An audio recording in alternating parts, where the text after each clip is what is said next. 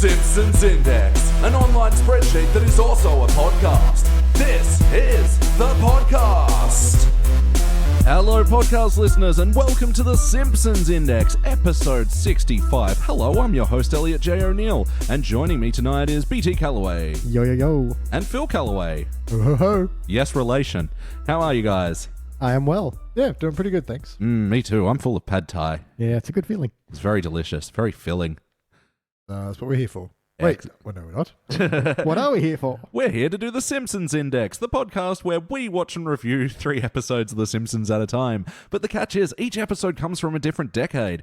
And starting out tonight, we watched an episode from the HD era. But it wasn't quite HD, was it? This was from the first half of season 20 when they hadn't done the flip over to the full widescreen and all that. So it still kind of looks like the old era. Yep. So this was season 20, episode 3, Double Double Boy in Trouble. First released in October of 2008, written by Bill Odenkirk. In this episode, Bart does like a parent trap story when he finds a kid that looks exactly like him, a rich kid, in fact. And he lives in a mansion, and Simon, the Bart doppelganger, lives with the Simpsons, and hilarity ensues. Guys, what did you think? It did not ensue. I take issue with that ensuing, yes. Hilarity was promised. Not delivered. Yeah, I gotta say, man, this episode, it was actually starting out pretty good. Yeah, there were some parts I'm like, yeah, this is not amazing, but it's not bad. And to be entirely fair, it never gets full garbage, but there's enough garbage here for me to call it garbage. Yeah, it really tanks in the second act a bit. Basically, when they start doing the... Yeah, the trading places bit. Yeah. The premise of the show. Yeah. Yeah, I found it to be... I was expecting to be much worse. And by the first ad break, I was like, oh, this seems to be okay. Yeah, I remember this one being like one of the worst ones I'd ever seen. And since doing the index, I know that is not true. It's always interesting how your perspective changes once you've been to hell. Well, getting into the questionnaire. Phil, for better or worse, were there any jokes that stood out to you from this episode? I had a couple of good chuckles. Yeah? Nothing super funny. I did like when Mr. Burns and Bart are on the teeter-totter, or the seesaw, as we call it in the Southern Hemisphere. Mm-hmm. Mr. Burns is stuck in the up position, and Bart's like, why would you come down? And he says, I told you, I only weigh as much as my clothes and my keys. Yeah. That's pretty good. No, that was good. Like, Burns had a really good presence in this episode, I thought. I liked how he was, like, really contrite against who he thought was Simon. Yes, yeah, very different version of Mr. Burns. Yep, and then explained what it's like to be a sibling. Yeah, his whole thing about how all his siblings died, which is like, died in a climbing accident, a poisoned potato, this one drowned, also a poisoned potato. Yeah. Which gets called back to later as well. Yeah, when the evil stepbrother and sister are on the ski field, they push Bart down. Yes. And now we can split the inheritance. Yes, split potato. Yeah, that was a really good callback. BT, any jokes for better or worse stood out to you from this episode? Once again, the sign writers in the background really just outshine everything else. Yeah, that scene in Aspen was amazing. And even before they get to Aspen, there's the sign that says, Aspen, population, white. And there's a great little bit in the beginning where Homer goes to buy a lottery ticket, but it's the last one. But he has to go back to stop Bart from falling down off the Quickie Mart shelves. So Lenny buys it and he wins. And Apu's like, yes, just another Tales of the Quickie Mart. He's got like a Tales of the Crypt style comic book. Yeah, another ironic tale. I quite like that. That was good. Prices to gouge your eyes out. Yeah. For better or worse, the joke that stood out to me, and I'm going to go with the worst category, was when Homer was fighting with Santa's little helper over the Daily Growl. Oh, yeah, that was shit. Just went on. Despite all the good things I said, I'm mostly down notes on this. Yeah, we try to start it with a bit of levity, but no, this joke, it was just played out, it was over-explained. I mean, this was exactly what we hate about so many of the jokes in the new era, where... Yeah, Homer's fighting with the dog. Homer, that's not the newspaper, that's the Daily Growl. Well, the Daily Growl is the... And then he starts talking to the newspaper as he's squeaking. Like, it just didn't stop. Yeah, it went into like an absurd space where you could go, you could be fighting with the dog because you don't realize it's a dog toy newspaper, which is, easily in the wheelhouse for Homer. But then to discover it is a dog toy, squeak it to get the answers from the newspaper. Yeah. No one's that dumb. No, it just felt so lame. Yeah, one of my very first notes on this is just laboured. The entire episode just feels like it's trying, but in just the worst way possible. Like, well, yeah, for better or worse, what story points stood out to you from this episode? You can almost hear my eyes rolling when they do the, you look exactly like me, and you're like, obviously rich. Like, oh, fuck, are we doing this? Yeah, and they kind of had a good bit there where they had like another 15-year older Bart walk in, and you guys look like a young version of me, and we could have some fun mischief, but I have to go. And that would have been fine. If they stopped there. Yeah, but then they go into, and here's a photo of my wife, and it looks just like Millhouse. Do you want to see photos of our children? It's going to be hideous abominations. It's like, Actually, that part of the joke, I was like, that was the good part for me. Oh, really? I was like the rest of it was all just, here's the same joke of you look just like me, but richer. And it's like, oh, you look like me, but younger. And then it's like, here's a picture of my wife, and it's him and obviously a Millhouse in a dress. Yeah. It's like, do you want to see a picture of my kids? I just like this, there was just awkward silence of, no, please. I think a good example of what they're doing wrong in this era is that where they're saying, oh, why does Bart misbehave so much? Why is he always so bad? And they're like, well, you did have that one sip of alcohol when you were pregnant with him. And instead of just leaving that as a joke or having like a follow-up line that became the joke, it goes to a flashback where Mayor Quimby's christening a ship, and so he shatters the bottle, and a little bit of champagne just flies and goes straight down Marge's mouth, and then morphs her fetus into a Bart demon. And it's like, that's just so heavily beating you over the head with the joke. It's terrible. And I could have gone with the flashback and the little drop of the champagne because that looked really cool. But it looked good. And also, it gave us the gag line where Quimby christens the ship the Float and Shoot. I didn't miss that. I think maybe that was worth it. Yeah, maybe. Well, maybe not worth it. Overstating it. But also, what goes on then, it's like, why does he behave so bad? Maybe it's just a phase. Like, you just had a flashback about how one drop of alcohol did, in fact, turn him evil. It wasn't a suggestion. You gave us a scene that showed it happening. So you can't say it's just a phase and the alcohol did it in the same breath. Well, and then to also make it more confusing, they show him eating a bunch of M&Ms and drinking cola, and then reference that a couple of times as well. So it's like, are you ADHD? Are you, what's it called? Fetal alcohol syndrome. That one. Are you just in a phase? Like, there's too many options, and none of them were then addressed. Yeah, none of them were ever the point or had anything to do with anything. Yeah, it was just, he's an asshole. And it's not like Bart really learned a lesson from his whole experience either. Yeah, it literally just ends, and there's no bit where he appreciates being home again. No, there is. It's literally the last. There is, but it's not. You don't feel like he's learned his lesson about behaving now. Or, No. He just learned his lesson that he belongs with his family. Yeah, everything works out. The end. Yeah. Phil, did any story moments from this episode stand out to you for better or worse? I would say, because really that's the entire story. Yes. Bart ruins 3 things in a row that gets people progressively more annoyed with him. Mm-hmm. And then at the moment where he's about to get his comeuppance for being so bad, he trades places with a rich guy. Has a great time until... And that's the other thing that annoys me is like the 2 rich brothers and sisters, they're like, we'll bully you and we'll beat you up because we want your inheritance. We don't want you taking part of our inheritance. Mm. And Bart just takes it. He doesn't do any pranks to them. He doesn't do anything back to them. And it's not really like him to be that afraid. Yeah, it was he's really just weird. a punching bag in this one. And it would have been fun to watch him, maybe try some of his juvenile pranks, but they don't work because these people are already scheming against him. Yeah. They're savvy, or they're watching him through the cameras in the house or something like that. Or although they've done all the underpants down your ankles type jokes or whatever he would have tried to do because he's 5 or whatever age he is. No, definitely. The story moment that stood out to me, and it's actually something I liked, which was the first act, which is, of course, largely removed from the rest of the plot, but Lenny winning the lotto ticket and shouting his friends to a party. I liked most of the material around this. Yeah, it's very Lenny and it's very sweet. Yeah. Like at the bar and, nope, you're not allowed to pay for your drink. I'm paying for everything. Lucky Lenny. I do like Moe's. Why don't you compromise and you both pay me? Yeah, and tip. Yeah, Mo's got it figured out somehow. Oh, see, that's the thing that's going to be tricky for me when I'm ranking, because I had some genuine chuckles in this episode. It's just a bullshit plot. Yeah, it really is. Joke-wise, some of them are laboured and stupid, but there was a couple of good ones. Like, I do like when they're having the big fancy party and Bart's like, wow, it's like a rap music video before the rappers show up. Yeah. Yeah, and there were a couple of good things that made me, to quote everyone on Reddit, blow air through my nose. And so it wasn't an unfunny episode, but it was very lackluster. Like, it wasn't interesting. It was just a thing going on, and you know the minute he bumps into identical version of him but rich, you know what the rest of the show is. Yeah. And it does make you roll your eyes because it feels like a very tropey story as well. Yeah, and it didn't even depart from the literal versions of all those other stories. Yeah. You go away to a place the country mouse goes to the city mouse's house. He has a great time, but then he discovers he's uncomfortable and he longs for the quietness of home. It's literally that, but with 2 Barts. Yeah.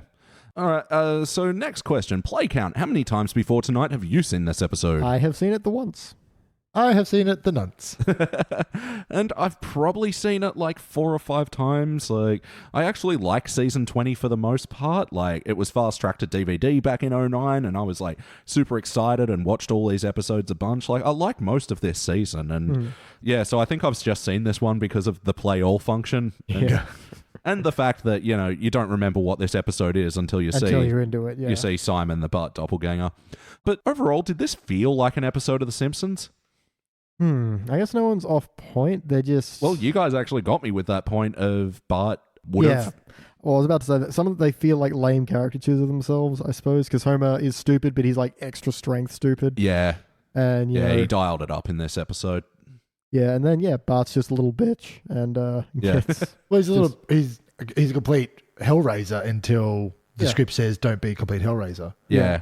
And which, like... I really hate that how The Simpsons keep telling you that Bart's bad. Like the episode we watched last time on the podcast where he sort of turns to camera and goes, but I'm America's bad boy. You know, that was a bit meta. In a recognition that, he used to be. And now he's not really America's new Dennis Menace anymore. No, but when they do that champagne drop thing, in utero, Bart turns into a devil and they're, I caramba. Yeah. Like, really explaining, oh, he's bad, isn't he? He rides a skateboard. He's bad to the bone. Bad. Bart. Wackiness. Yeah, Bart turned a bunch of robots into, what was the setting? Malicious compliance? Malevolent intent, I think. Malevolent intent probably sounds better. Yeah, well, to be fair, they just had that setting naturally. We know from... Malevolent sentience. I noted that down as vacuum cleaners have the crazy crusty switch. Yeah, I was going to say, we know from Clown Without Pity that that's just what products in Springfield have. Which, like, kind of sucked. I wish there was just, like, Bart tinkered with it or something, because it does feel like they're reusing that joke. Yeah, definitely. I mean, it was a bit weird because they were so sentient. They were, like, clawing on the ceiling and attacking people and literally killing people. And they enveloped Molman and Carl. They've been gone to a cleaner place. But yeah, this game that was for me like too much of a step into that they're an evil gremlin. Yeah, you'd be like, well, this is kind of a departure from reality now, which is fine, but it was kind of the only time that ever happened. Yeah, and I mean, I think there were a couple of good visual moments when the robots attacked with, like, Marge and her hair and... Yeah, or, Carl closed the door and brings a sigh of relief, but they're on the ceiling. Yep. There was some good bits, but, the explanation, I know that's what it was played for laughs, but also Chief Wiggum in that moment was dialed up on the stupid. Yeah. Yeah, it seems like a lot was, but I think it's all the characters, going back to the question of did it feel like an episode, it was like the Diet Coke of The Simpsons. Like, it was the right color and everything sounded right, but there was no, heart's not the right term, but everyone just felt empty. Yeah, the spirit of it just isn't there. Yeah. Definitely, yeah. I think it's even worse than Diet Coke then. It's like Coke no sugar. Clear Coke. Other wacky moments, the ski field as well. I actually liked that visual as well with Homer and Bart snowballing down the mountain. Yeah, I did like when they crash into the hot tub and defrost and the guy's like, are you guests at the hotel? No. He just jumps off the balcony. Continue, and then I like hard cut to the resolution, even though it was like bullshit. Like, I thought that was a good cut. Although the whole bit where he sees Bart from the chairlift, he's like, what is it? He says, it's time for Captain Crazy to do something. And he jumps out. It's like, come on. Yeah, I wasn't expecting that. And then he jumps out and he's like, he starts falling, obviously. And he says, come on, Gravity, you used to be cool. Like, what were you expecting to happen? Did you have a different relationship with Gravity normally? I can usually fly. What the hell? I've usually got about 5 seconds to hold up my sign that says yikes. Wait till the cloud of dust at my feet disappears so I can realize I'm not standing on anything and then fall. But reusing that whole you used to be cool line as well, like, had felt done. I'm not going to call it wacky, but it's a part I really didn't like where he's getting driven to the new house. He's like, McMansion, McDonald's, McDreamy, McSteamy, and it's like, oh my God, this is so laden Macaulay and Culkin. stupid. But then Fleetwood Mac. Yeah. You've departed from the theme. Also, they went for 30 seconds. Yeah. It's too many McMansions. And the whole Macaulay Culkin that he was doing the Home Alone cheeks on face. He just walks around doing that. Yeah. It's so inaccurate. No, these days he walks around doing Velvet Underground covers that are about pizza. Which just fucking why? Because why when you've got Macaulay Culkin money. But even then, the recordings are like fucking terrible. It's like you can afford decent gear. Anyway, but then stop doing it anyway. I don't know. I don't know what I'm angry about. How much money is Macaulay Culkin money? Like that movie was a long time ago, and he was 10. Oh, see if we can find out. It's pretty Culkin? ridiculous, like how much money he has. Like, oh, really? Yeah. Oh, yeah. From just Home Alone, or is he independently a oil baron? No, but. Yeah, because, I mean, he was working pretty solid, not just the Home Alone movies in the 90s. Like, yeah, he gets a lot from royalties. But yeah, that bit did drag on, and I don't get it. Like, what is McMansion thing? Well, I knew McMansion as a term when they started building out at Rouse Hill, and there was all those enormous but vastly prefabbed homes that went up, like the 5-bedroom home, but with no backyard because the house takes 95% of the space of the land. Yeah. That's what I always referenced as McMansions, because that's what we called them here. Oh, okay. It's like cookie cutter. That's what I was about to say. Yeah, the but cookie those cutter look lots. like legitimate Aspen mansions. Yeah. So yeah, I don't know. So Macaulay Culkin's net worth as of March 2017 is an estimated $15 million. Oh, that's actually a lot less than I thought it'd be. It's still $15 million. Yeah. Well, that explains why he's got shitty recording stuff. Yeah. Sure does. You need at least $20 million to do that. So yeah, moving on. How about the heart of this episode? Did you guys feel the bumps? Most definitely not. And that's what really pisses me off about this one, because Lisa's like, figures out that Simon's the imposter and is like, I want the real Bart back. And I'm like, why? Yeah. Like, you haven't given us motive for why you would care that he's gone. That would have been a cool B story to have Lisa clue on very quickly that this isn't Bart, but just sort of run with it because he is like more intellectually stimulating. She could have actually enjoyed hanging out with him. Yeah. Rather than just being suspicious of his normalcy. Yeah. But then she'd totally still be able to earn the turn of, look, I know you're not Bart. Please, I want my stupid brother that hits me back. I miss him. Give us anything to work off. It's like when Bart becomes Mr. Burns' heir. Yeah. And she's like ripping up the wallpaper and it's like, what are you doing? He's like, just trying to put in some of the meaningless destruction that Bart's absent has left in our lives. Yeah. It's just, she says it with this kind of like sad tone of, Bart would be breaking something right now. I'm going to trip home. Yeah, that's right. Oh, that was so sweet. Yeah, and that's one line, and it's enough to say, yeah, he's not perfect, but she obviously has affection for him and misses him. Whereas this, she's like, wait a second, you're not Bart. I immediately demand you undo everything you've done for literally no reason. Yep. Oh, and then after she confronts him, and then they have this immediate scene of Simon explaining the whole Aspen trip to the rest of the family. There's no real way that he would have known that. No, he wouldn't. He just happens to know they're going to Aspen. But I do love the home alignment at the end of that scene where he's like, and thank you for coming to tell us, future Bart. Yeah. Yeah, that was good. Yeah, him still not reading the situation. Not quite getting what's going on. Yeah. And, for heart moments, there was actually, I liked the scene with Marge doing the tuck-in with Simon, and here's pepperoni pizza with the crust cut off, and here's some fairy dust. It's cinnamon. It's very Marge in that. Yeah. It was very, again, Homer was more dumb than Homer normally is. Marge was way more Marge than Marge usually is. Yeah. She was pretty angry at Bart before they went to dinner. Up until she wasn't. Yeah. So it just seemed like everyone was exactly what they needed to be for the script. Yeah. And then when they didn't need to be that, they were just whatever else the script needed them to be. No, that's it. And there were, no tying in of Homer's previous anger to Bart at all. That could have been a thing that he held on to the whole episode. Well, because I'd forgotten where this episode goes, the bit where Simon's like, this brutish family is utterly terrible, and then Marge is super nice to him, and you kind of think, for a while I'm like, oh, okay, so they're going to do a thing where Bart wants to swap back. But Simon's like, no, I like your family. Your mum's great, and I, enjoy living your simple life.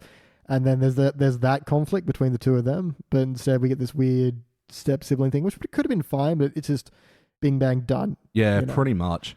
But yeah, and I will say, the moment that they ended the episode on with Marge doing the tuck in time again, and I think that was the way to end the episode as well. I thought that was a nice sweet moment to go out on. This didn't fit. Which also called back to the previous thing. It was not earned, though. Yeah. No, I was going to say the same thing. It was there as, and this is a good way to end the episode, but that's exactly what they thought when they wrote it. And this is enough. Yep. He's happy to be back. for reasons that only because... So if the stepsister and brother weren't trying to kill him... Yeah, everything would have been fine. He wouldn't have given a shit. Yeah, totally. So, yeah, that's just... I don't know. It seemed like they didn't explore a lot of places that could have gone, and so it ended up going nowhere. Definitely. Jumping back to the wackiness, yeah, when Marge did get angry at Bart and she bowled up a turkey, that was pretty... Yeah, that was pretty boring. And then it unballs when inside his head as a little helper. Poor dog. But I did like how she, unpacking groceries. Why is everything balled up in anger? Yeah.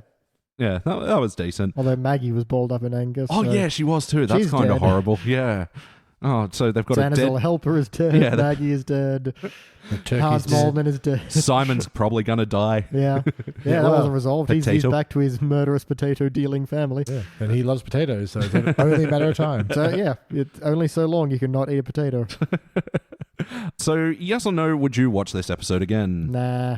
No. The only thing I would want to rewatch is to pause that Aspen bit to look at all the background jokes. There were a lot of jokes there. The only one I really saw was trophy wife engraving.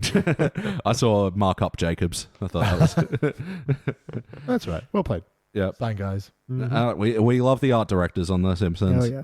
Yeah, I don't think I'd want to watch this one again. No, there's nothing here for us. BT, what would you change? I just give it a different plot, or just keep a focus, or give it an emotional punch. Just it feels very wandering from room to room, picking up things, putting them back down, and going somewhere else. Like, no, fit with one thing and run with that. So maybe keep Bart and Simon in conflict when he tries to change back, so kind of a face-off thing, or have the whole step siblings trying to murder him a bit more, play with that a bit more. Have Bart do something rather than just react to everything. Totally. Phil, what would you change about this episode? I think pretty much the same thing. I really like the idea of Simon not wanting to give Bart back his life because he's found what he's missing that Richards didn't buy. A mother's love, presumably. Yeah, and that ties back into Bart appreciating where he comes from. So I think that could have been a much better. And then you would have had a great thing where they would have had to fight into each other, and then Homer could walk in, be confused that there's two Barts. So look at a bottle of whiskey that he had in his hand and throw it over his shoulder. All that. There's a lot more ground to cover there, and then a lot more ground to cover inside the Simon's rich house with his family. Yeah, with Bart accidentally standing up for Simon by not taking the shit that he was, because he's the original Hellraiser because he had a drop of alcohol. Yeah. Actually, just riffing on that, I would have actually liked to see Simon be a bit more of a malevolent character. Imagine if, he was orchestrating this the whole time, and he knew what he was doing. Yeah, it starts off all sweet. Cool. I'm just a poor rich boy who doesn't know what real life is like. And then later is like, yes, I have everything I want. Yeah, and Lisa starts cluing on, and then he starts, silencing her and go full orphan. Yeah. It becomes almost Sideshow Bob story. Oh, see, and I mean, at least that would have given the episode a bit more conflict and stuff, because that's the problem. It's just really boring. Yeah. Well, the problem is it's boring because it's not any different to any other story that starts like this. Yeah. If you get to Trading Places, a Parent Trap thing, there's been a million of them, whatever that one with Jason Bateman and what's his Jigger in there. They're all the same, and it's just they've changed nothing in the whole story, the whole trope of it. No, definitely. Guest stars for this episode. We had one guest star, Joe Montana. Correct. Montana. He was a quarterback for the San Francisco 49ers in the mid to late 90s. Very famous, very good quarterback. So, the Winthorpe, or whatever their name was, family have hired him to stand inside a wall cavity. Being a poster. Yeah, in a quarterback throwing pass pose. That's the technical term, isn't it? That's exactly what it's called, funnily enough. They're lining up for the quarterback throwing pass thingy. I do like you said, every day I stand here, they donate $1 million to Notre Dame. That seems like a private school dig. Pretty good reason to do something as well. It's like, if you do stand perfectly still for a day, I'll give $1 million to charity. It's like, yeah, I'd probably do that. Yeah. Not for a day. Every day you do it. I know. That's awesome. Musical moments. There were two that I noted down. I loved Lenny singing "Thank You for Being a Friend." Because he kind of stopped singing it about the second line in and just said, "Thank you for being a friend to everyone." But I like the implication that Lenny is literally going to walk to every single table and just go, "Thank you for being a friend."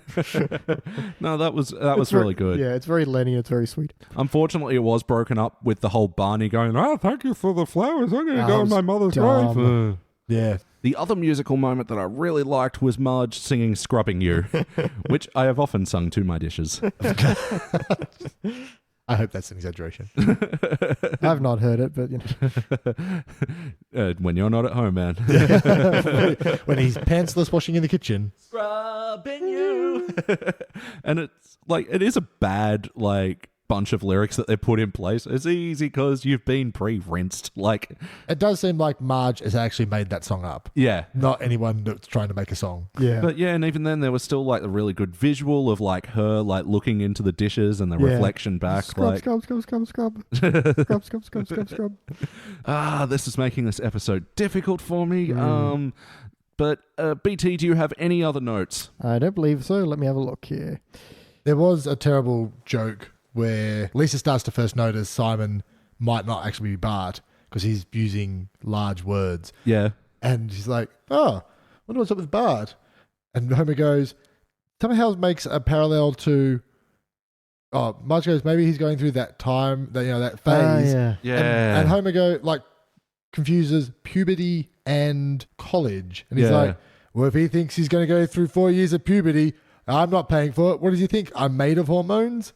Yeah. I don't understand that joke on any level. Yeah. And especially on it being funny. I wish it was just a bit more understated, just going, I'm not paying for him to go through 4 years of puberty. Like, that would have been enough. Yeah, but dragged it out. The made of hormones bit made no sense whatsoever. No.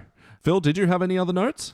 The only thing I also found kind of a little bit funny was when Bart knocks over Mr. Burns, but Mr. Burns thinks Bart is Super Rich Simon. Yeah. He apologized to him, makes Smithers go and get some lemonade. And then Smithers has a substandard version of lemonade and he makes him pour it down his pants. And then, as a phrase I will be using in the future, squish about.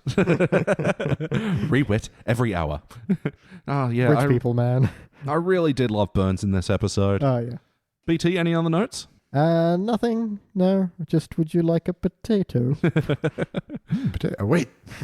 Yep. Suspicious I'm of out. every potato from now on. Oh, yeah. All right, time for my quick fire notes before we rank this thing.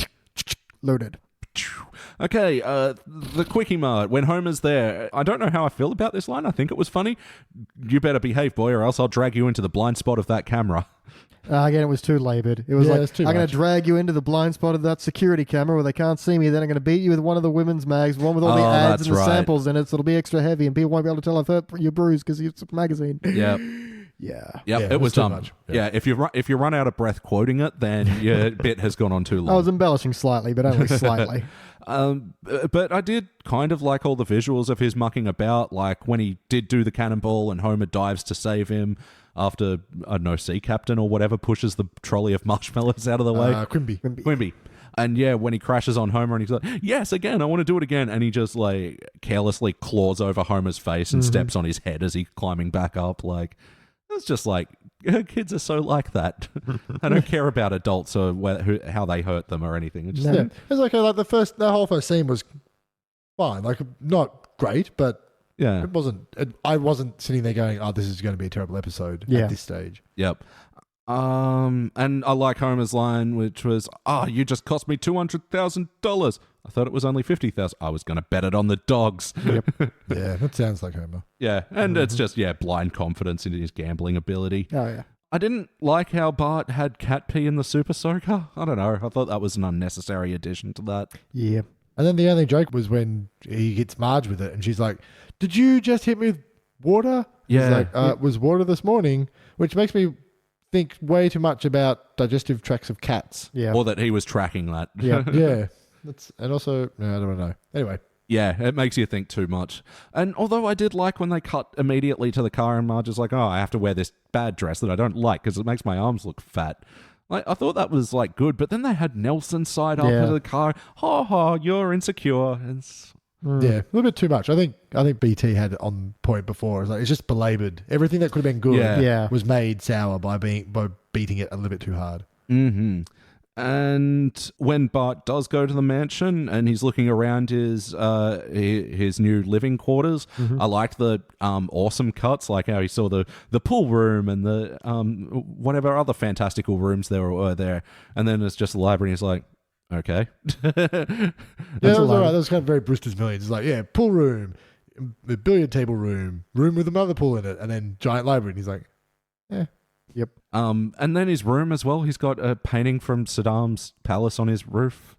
Yeah. That was like the hand of God, but it was Saddam. Yeah. and all the cherubs were also Saddam. Lots of Saddam. It's how he viewed himself. But I liked his, a race car bed. That actually drives. That was decent to me. That seemed like that was an obvious gag, though.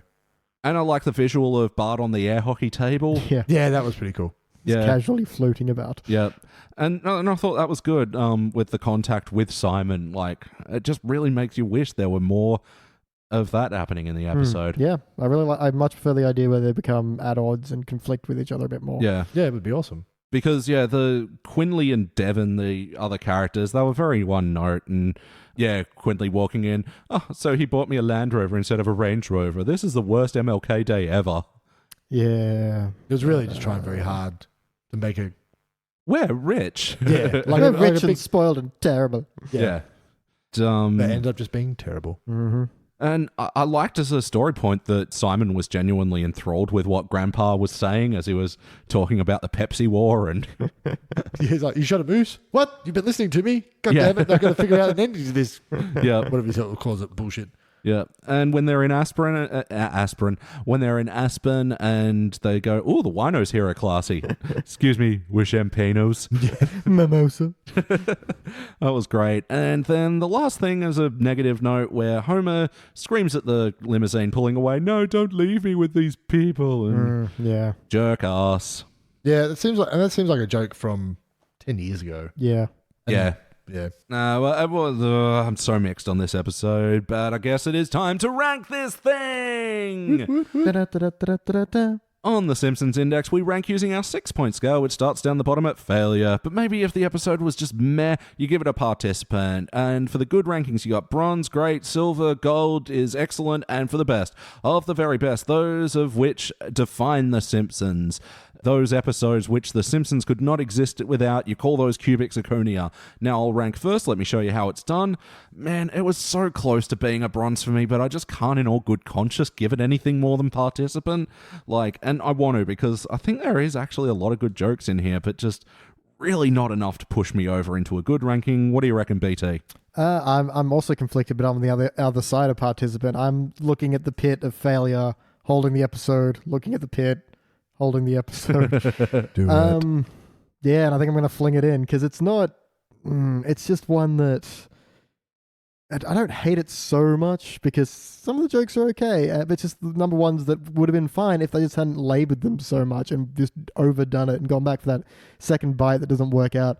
And the story has potential, easily could have had heart and some kind of emotional kick to it, and they just didn't put that in. Yep. Just a little, one scene could have changed a lot of things and give us a reason why Lisa wants Spark back. Let us have a reason why Bart wants to come back other than the fact that rich people are trying to kill him. It doesn't mean he wants to go home. He just doesn't want to be in danger. So, yeah, for me, for that, I think this one's a failure. Wow. Very heavy. Phil? I'm going to go a good solid participant on this one. Yep. Not because I think it's a death by 1,000 cuts, this episode. There's nothing, one thing we could go, this is why it's a terrible episode. But just there's 1,000 other things that are just not as good as they could be or just sucked. That by the end of it, I just felt like I've had a meal made of nothing but rice cakes. Yeah, thistles. A rice cake parfait. Sounds boring. Yeah, also terrible. It's like I've been eating for an hour, but I'm no fool, but now I terribly need to go to the bathroom. Yep. All right. Well, that'll average out into a dull participant all around. Man, I'm even thinking of changing mine to bronze, but even... then I'm like, no. You don't want to watch it again. No, I don't. We've said before, even you have to at least want to see it again to give it a medal ranking. Yeah, it's just on a theoretical level. Yeah, I enjoyed this a lot more than a lot of participants, but yeah. But anyway, it'll average out into being a dull participant. This will join such episodes as $1 Million Abby, the Springfield Meltdowns and the Matador one.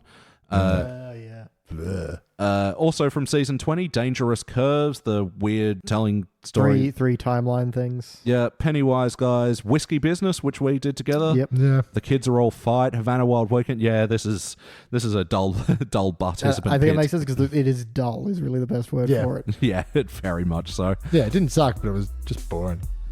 All right, and now we're going to go to our next episode of the evening. Not going that far back, just 2 seasons back to season 18, and we're going to be doing the Haw-Hawed couple. We'll be back.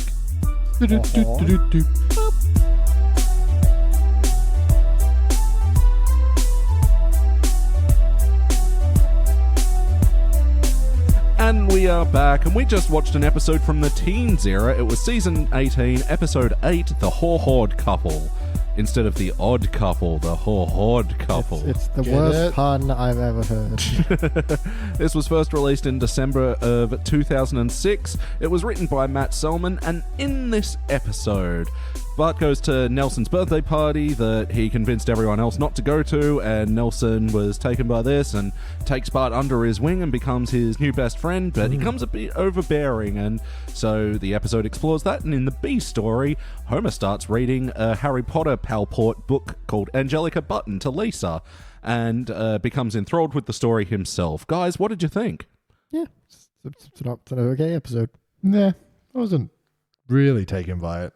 Yeah, I gotta say, this is going to be another tricky one for me to rank for the opposite reason to the last one, is that I think this was a mostly good episode that just had a lot of lulls. Yeah. Once Bart and Nelson become friends, other than that very good Goodfellas parody, there's not really much going on. Yeah, and it doesn't feel like Bart and Nelson's conflict is really that well explored. No, it's kind of just, it was the Goodfellas thing. Then he doesn't want to be his friend, but doesn't want to tell him because he'll get upset. But that only happened once, and then it's kind of over. Yeah, so I thought the bigger thing was Nelson was going to find out Bart was the one that told everyone not to go to his party. Wait, yeah, why wasn't that the thing? I don't know. I thought that's what he was going to say. He's like, I told everyone not to come. And then it'd be like, why? Because no one likes you because you're a bully. Rather than, well, maybe they didn't come because sometimes you're kind of a jerk. And Nelson's just like, yeah, that's true. But they should still come. Like, well, yeah. It was weird that he was that desperate to have people come to his birthday party that was tricked out beyond all belief. Yeah. They had Spider-Man and Doc Ock. I know. Just right off the bat, this scene rings very true for me because, for those that don't know, I used to work as a party clown. Like, I did that for a year. Tell them your clown name. I was Cheesy the Clown. It's funny, I know that, and then every time you say it, I'm always like, I'm rediscovering it as a new thing. No, it's great to sort of have this in my back pocket as a bunch of stories I can tell people. But I gotta say, this was like one of the most intense years of my life. I only did it for 1 year because like you just burn out on it. It is like really intensive work. But anyway, one time my boss put me out on a job. You know, I'd be other things besides a clown. I'd be a pirate or a cowboy, or a couple of times I was Batman, but you know, I've got a big waist. And one time he assigned me to a Spider-Man gig, and I'm like, I got the costume, it is actually too small for me, and I'm like, dude, this isn't gonna work. And he's like, look, I wouldn't ask, but we've got no one to fill this job in this weekend. I'm like, then why did you take it? You know? So, I don't know. I went out on this Spider-Man gig. It was horrible. The parents pretty much like wrote me off the second I got there. I ended up leaving early, and they were throwing bread at me as I left. Like, wow. I was just doing my usual stick, which was fine, but I think it's because I was a fat Spider-Man. No one was taking me seriously. No one was like listening to the rules of the games or anything like that. There is an issue where Spider-Man gets obese, so you could have just been from that issue. A very specific 5-year-old child who knows exactly which Spider-Man he wants. Yep. Little Spider-Man, Amazing Spider-Man issue 127. Yeah, I want the one where I can see his stomach through his outfit. But I like that the idea of little comic book guy at that party going, yes, that is in canon. Yes, right. Don't make fun of him, it's still true. Yeah, but so yeah, seeing fat Spider-Man and him going, look kid, I've only got 10 minutes of material here. Like, yeah, maybe I should come back. I like how he gets his webs, which is silly string from a fanny pack. That's how that worked. Well, you can't keep them up your butt. No, most definitely not. I presume. Yeah, and there was another time where they tried to make me go out on a Harry Potter gig, and I was just, no. You could have Dumbledored the hell out of it with your beard. I could have, but they wanted me to be Harry Potter. That makes no sense. I know. Like, already as a, 6'1", stubbly fat dude. Like, I could do Hagrid. Yeah, that made way more. You would have scared the shit out of some Harry Potter loving 5-year-old kids. Yeah, just because you're 4 feet taller than them. And balding. Like, wow. Yeah, I know, honestly, Hagrid would be a great pick for you. You could just walk up and be like, "You're a wizard. Look at the card, David." On your 10th birthday. Pretty much. You turn up as a robot of Hagrid. Yeah. Hello, I'm animatronic Hagrid. Happy birthday, boy or girl. I'm a boy or girl. So anyway, that was a joke that stood out to me. BT, what's a joke that stood out to you for this episode? Better or worse? There's a very quick one at the beginning where Lisa's like, "Mom, Bart's drinking coffee." It's like, "It's not coffee, it's hot Pepsi." I really enjoyed that. That was pretty good as well. Yeah, there's almost like a C plot with Homer and Marge trying to get it on, and it's actually pretty funny. The couple of scenes you get where they have a recording of them arguing to play through the door so the kids don't know what's going on. I enjoyed that, and Homer had a lot of nonsense lines in that were really funny. Yeah, I do love. I hate the way you make Halloween jack-o'-lanterns. You're supposed to make them scary, not cutesy. Yeah, and then later on when he's trying to go to bed with Marge, but Lisa was like, "Come on, read me a story." He's like, "But your mother smells like coconuts." I don't like how he's trying to rush through it. Okay, nightlight, tucking in, don't do drugs. Okay, bye. He's like, "Angelica Button and the Dragon King's trundle bed. Are you asleep yet?" No. All right. Yeah, we'll get back to the Angelica Button thing, but Phil, what was a joke that stood out to you from this episode, for better or worse? I think one that, well, it wasn't better or worse. It was just a bit flat and kind of caught my attention. It was like when Nelson becomes Bart's best friend, and he's like, "Hey, best friend, I got you a present. It's an entire box of pool cue chalk. Now we can make the tip of anything blue." I was like, yeah, it's kind of implied he must have stolen it, but then, and then, I don't know, like there was a lot of stuff in this episode that was very edgy adult material. Yeah. And I think, I don't know if it's a joke, and I don't know if I can now say it on this podcast, but there's a bit where they're deciding to gang up and not go to Nelson's party, and they all stand around there, and Bart goes, "He can't kill all of us," and Nelson goes, not Nelson, Martin goes, "No, individually we're easily broken like these sticks," and breaks like a twig, and then picks up a collection of twigs, and you already know where it's going. And I'm like, and my head was, then there's no way that this is going to the place I think it's going. He's like, "But together we form a mighty faggot." I was like, what the fuck? Yeah. And then they have the dictionary definition pop up as subtitles on the screen. Great. I was too busy scrolling. No, that's the weirdest part, I think, of it. Is like, if you know this is such a sensitive word to use that you have to put up the definition to show that it's not, that feels like you probably shouldn't be making the joke. Yeah. It feels like, and if you have to explain a joke, then the joke's no good. Yeah, and they played with this sort of like, oh, it's an offensive word thing again later, where Milhouse was talking to Bart, and Bart says, "Oh, you can't call him bully, that's their word." And then Kearney and Dolph are like, "What's up, my bully?" And you're like, you know what they're referencing, and it's just really uncomfortable to do an our word routine like that. It's so dumb. Yeah, and there's just a few things like that where it's like just edging adult wrongness from The Simpsons. It's just I found it very incongruent with The Simpsons as a whole. Yeah.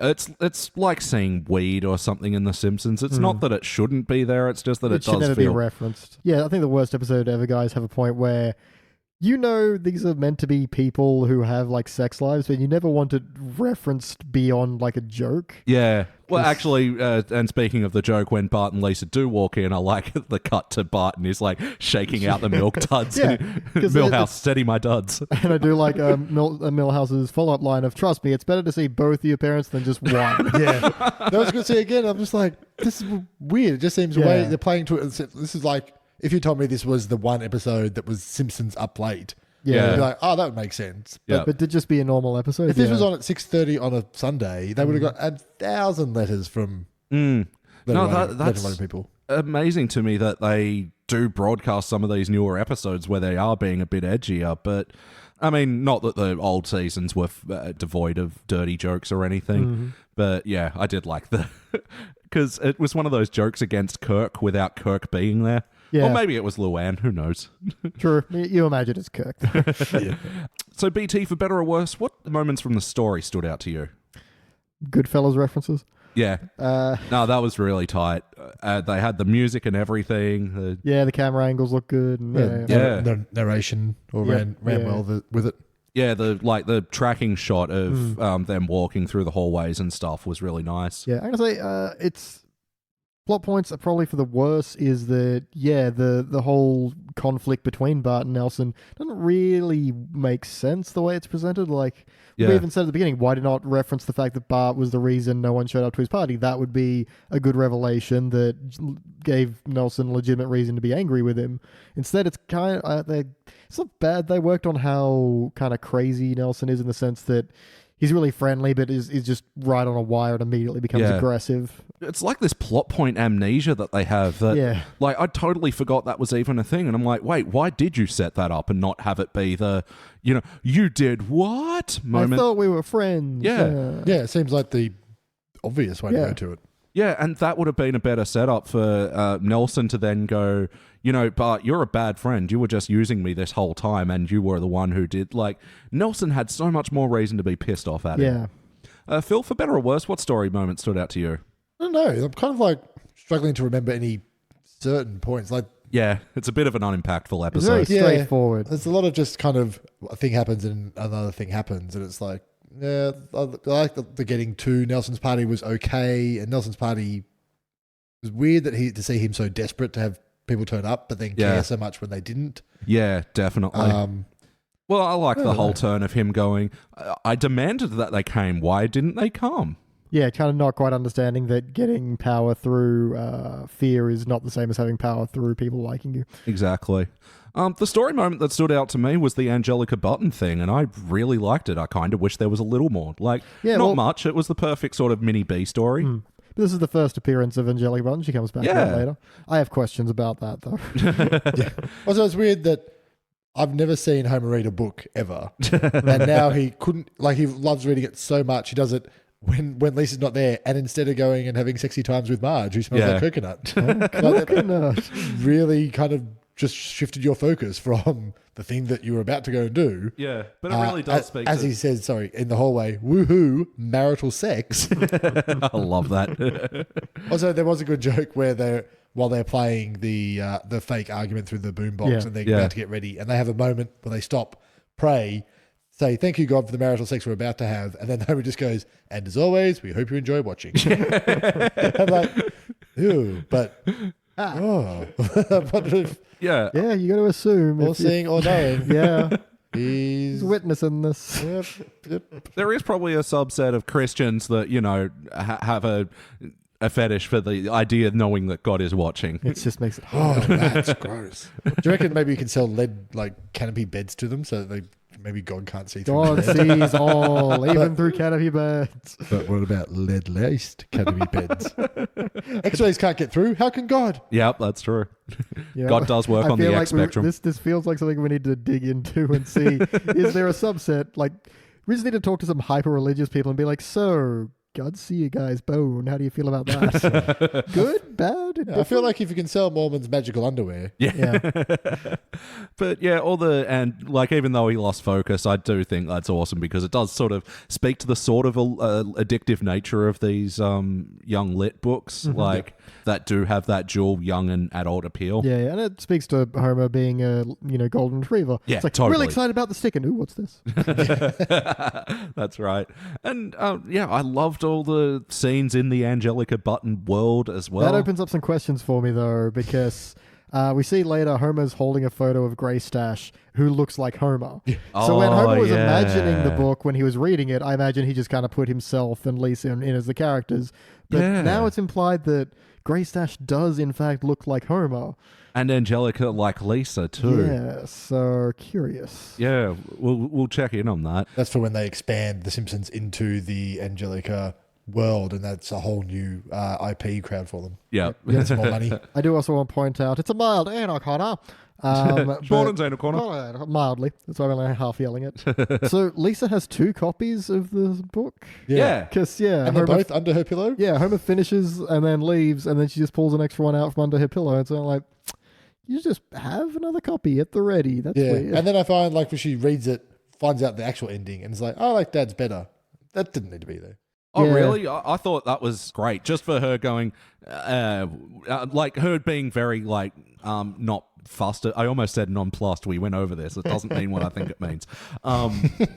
And I like that the joke that she wasn't really fussed about Grey Stash dying. She was just like, yeah, I read it. That's whatever. Dad's was better driving away with James Bond music. And Which was fine, but she did minutes earlier say, "What would you be sad if something happened to Grey Stash? It would be the end of my childhood." oh, that's true. So it's kind of like I like the emotional note of it, but the logical note doesn't fit with it. But it was also, I found it too fast. Like he walks out of the room after making up an alternate ending because she's just said, it would be the end of my childhood. Yeah, so she just went from saying, this is going to be the end of my childhood to having it in the book, reading it 3 seconds after Homer walks out, and then she's like, oh, that's better. It just felt, it was too quickly resolved. Like there was, I don't know, it just made me go, that was a bit crap. Yeah, well, I mean, it goes back to what I was saying. I really think that there should have just been a little bit more to this story because I think it was pretty good, and also there was room to take some of the stuff out of the Bart and Nelson story. That was probably a bit overlong. Yeah, I think definitely. I mean, there was some stuff in there that was just got weird towards the end as well. Yeah. So, yeah, I agree. And it was a reasonably strong B story. It could almost have been the A story. Yeah, they clearly needed to fill in time and just had this little thing. Play count. How many times before tonight do you think you've seen this episode? Maybe twice. Yeah. Never. I've maybe seen it, twice, 3 times maybe. Season 18 and 19, I didn't actually really see until a couple of years ago when we had Foxtel and we're doing the old IQ and recording episodes from television onto this mystery box. What a world we lived in. Yep. Moon pies and everything. Or as we call them in Australia, Lamingtons. Yeah. Or wagon wheels. Oh, in Scandinavia, they don't have wagon wheels. It's really sad. Ultimately, did this feel like an episode of The Simpsons? Yeah, no one's off point. Just because things didn't quite work with the Bart and Nelson relationship, I don't think they felt disingenuous. Yeah, it's always sort of weird when you expand on like these one-note BC characters like Nelson or whatever.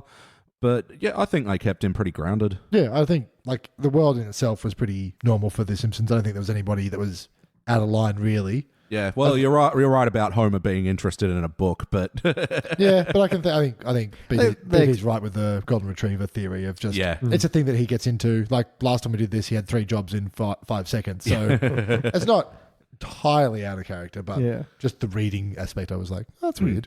And yeah, I like a little bit of sexy Marge now and then as well. And just because she's still sexy in her very own Margie way. Like very mum sex. There is a bit. There is another mild corner. Mild. Where in the first scene when Marge is in her pink dressing gown negligee, but when it cuts to the clothes flying off, her bra is removed. It's like, you don't wear a bra with a negligee. That's not maybe you do if you're small chested. Not if you like to breathe while you sleep. They're not sleeping. They're fucking. That's why God's watching to make sure no one suffocates. Thanks for having our back guard. The wackiness of this episode.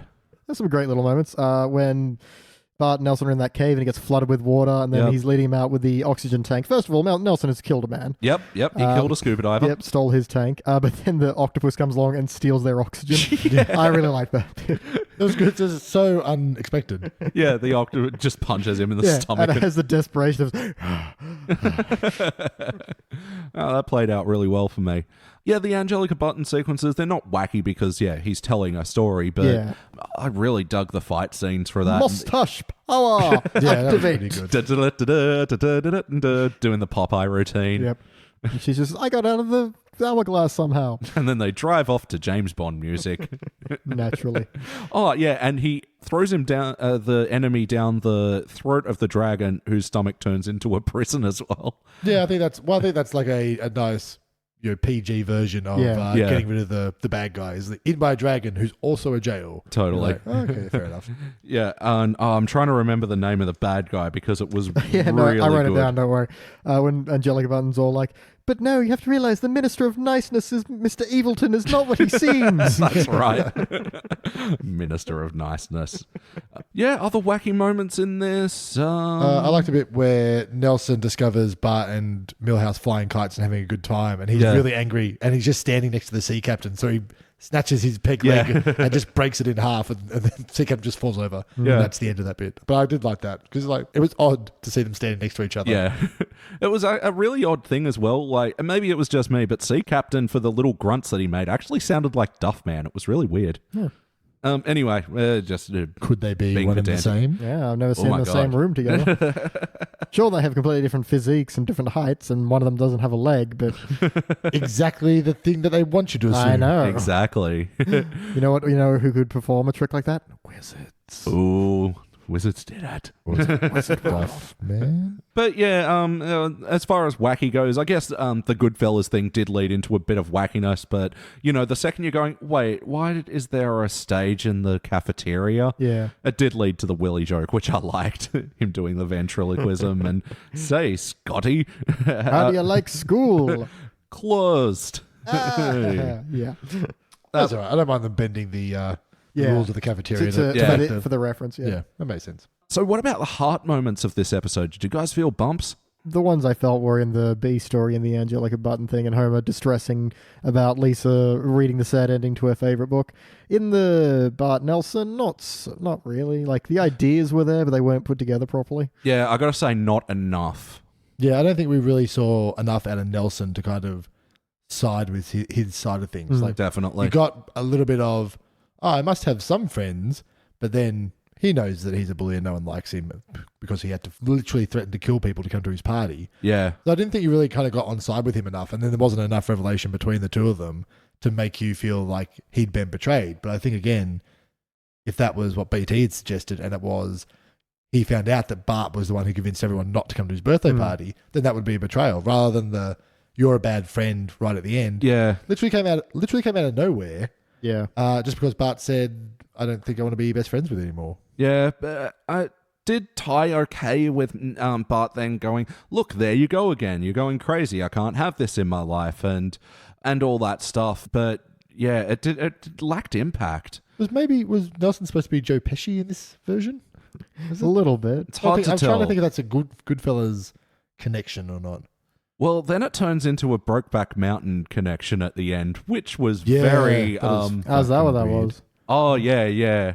Have you seen? No. Oh, okay. Well, yeah, at the end of... Do you care if it gets spoiled? What? Brokeback Mountain? I know what happens. What's the statute of limitations on spoiling movies? Surely it's not longer than 10 years. Someone said a good thing. I think it was Doug Benson. If the movie's old enough to drink, you can spoil it. In which country, though? Yeah, good point. If the movie's old enough to be a year old, you can spoil it. Yeah. If you haven't seen a movie that you really want to see and worry about the ending, see the movie. Yeah. Well, yeah, spoilers for Brokeback Mountain if you guys want to still hold out on that one. But anyway, Okay. So the final scene of that one, so Jake Gyllenhaal has died, and Heath Ledger... I don't know, he got it in his will or something, or he went to go visit his trailer, and then, he opens one of the cupboards there, and he has his jacket next to a photo of them, and the last scene of the movie is like him holding it next to it, very much what Bart did Right. there. Right. So, I mean, it's not weird because that was like a movie about a gay romance, and they've done like a sly wink to it here, but I don't know, just the way that scene played out was... Well, just like, I feel like at no point would Bart feel he needs a photo of Nelson hanging up in his closet. It was also weird that Bart wanted to get out. Like, he wasn't getting out because of pressures of society or anything. He just didn't like being Nelson's best friend. Yeah. And so then why was he... Feeling sentimental? Yeah, nostalgic for that, as he says, 1 week of being his best friend. Yeah. Like, well... Yeah, 1 week you didn't enjoy. Yeah. Entirely. Or enjoyed the benefits, but not the friendship. Yeah. Which, sucks that there wasn't an emotional core to this, because the turnaround of Nelson, like, providing him protection, I thought was actually, like, a good thing for Bart to latch onto and go, hey, this could work for me. Yep. I'm surprised, actually, Bart didn't revel in that and go, this is great. Yeah. Now we can do all the things I want to do and I won't get beaten up at school. And I just have to hang out with Nelson, who is kind of more into doing stuff that Bart likes to do than Milhouse is. Yeah. Yeah, and that's what I found odd about that. Nelson could be the person that Bart could revel in his bad side a bit. Yes or no, would you watch this episode again? I don't feel like there's a lot of reason to, but yeah, sure. For the Angelica buttons, I think I'd stick around. Yeah. I'd like to put that into playlist. Yeah? No. No? Yeah. Well, I would, and I think the whole playlist angle of it is a good one. Like, I could see this one in the middle of a marathon, but I'm not going to specifically look this one up again. Yeah. I don't think. Only if I want to collate all the Angelica button references. Which it sounds like you really do. I kind of do. Yeah, well, I mean, it doesn't always work, but when it does, it works. Great. Wiser things could not possibly be said. Put that on a bumper sticker. 40% of the time, it works 100% of the time. That makes no sense. Playlist, though. So, yeah, Angelica Button references, Nelson-centric episodes. Yeah, put this with Lisa's date with Density. Yeah, definitely. Go with Odd Couples, because apparently that's what this is based on. Yeah. It's got to be in marital sex. Yeah. True. Homer and Marge getting it on. Natural born kisses, yeah. Yeah, definitely. Oh, wait, is there any other playlist we could put awkward CPR with Skinner in? Oh, there is with Bart and the junior Yeah, I was campers. gonna There's say. a awkward CPR. There you go. There's a few awkward CPRs out there. Interesting Awkward CPR. Interesting playlist. I like it. I don't think it's going to be a fun one, but it's there. We've pretty well gone over it, but BT, is there anything you'd like to change about this episode? I've said it all already. It's just give us a different angle on the conflict between Bart and Nelson. It doesn't feel like it works in its current form. Yeah. Phil, anything else you'd like to change about this episode? I just didn't like the result between Bart and Nelson in that. Like the sea coming up, getting stuck in the cave.